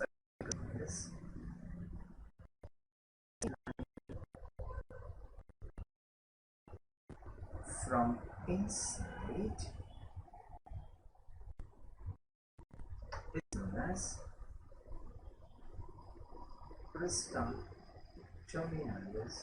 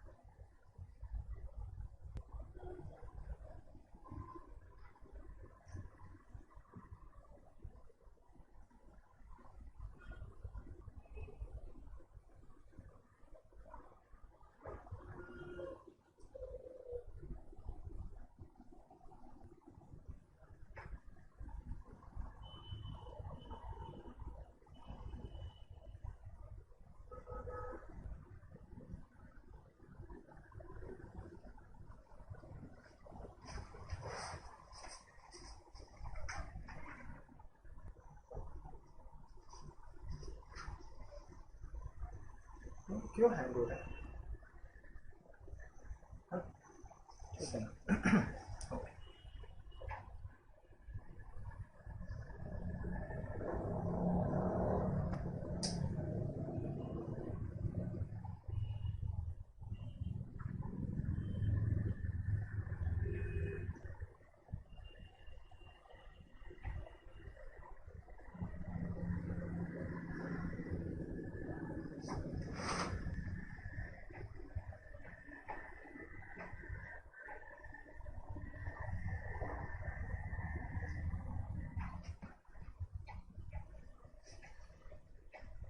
Okay.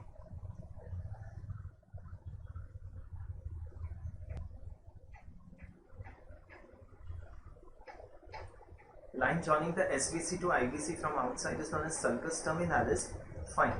The same line from inside is known as crista terminalis. It divides the right atrium into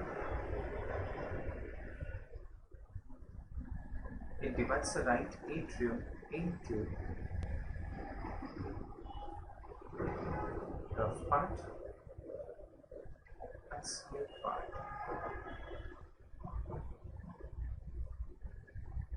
Rough part and smooth part. Rough part shows structures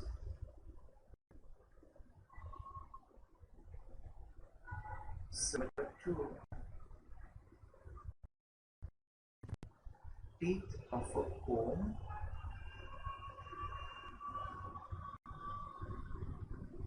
What's that? Rough part shows structure similar to teeth of a comb. That's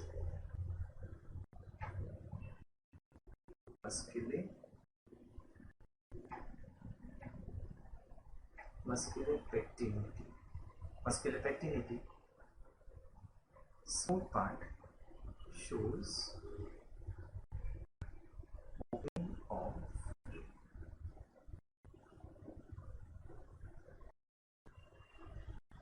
SVC, IVC, guided by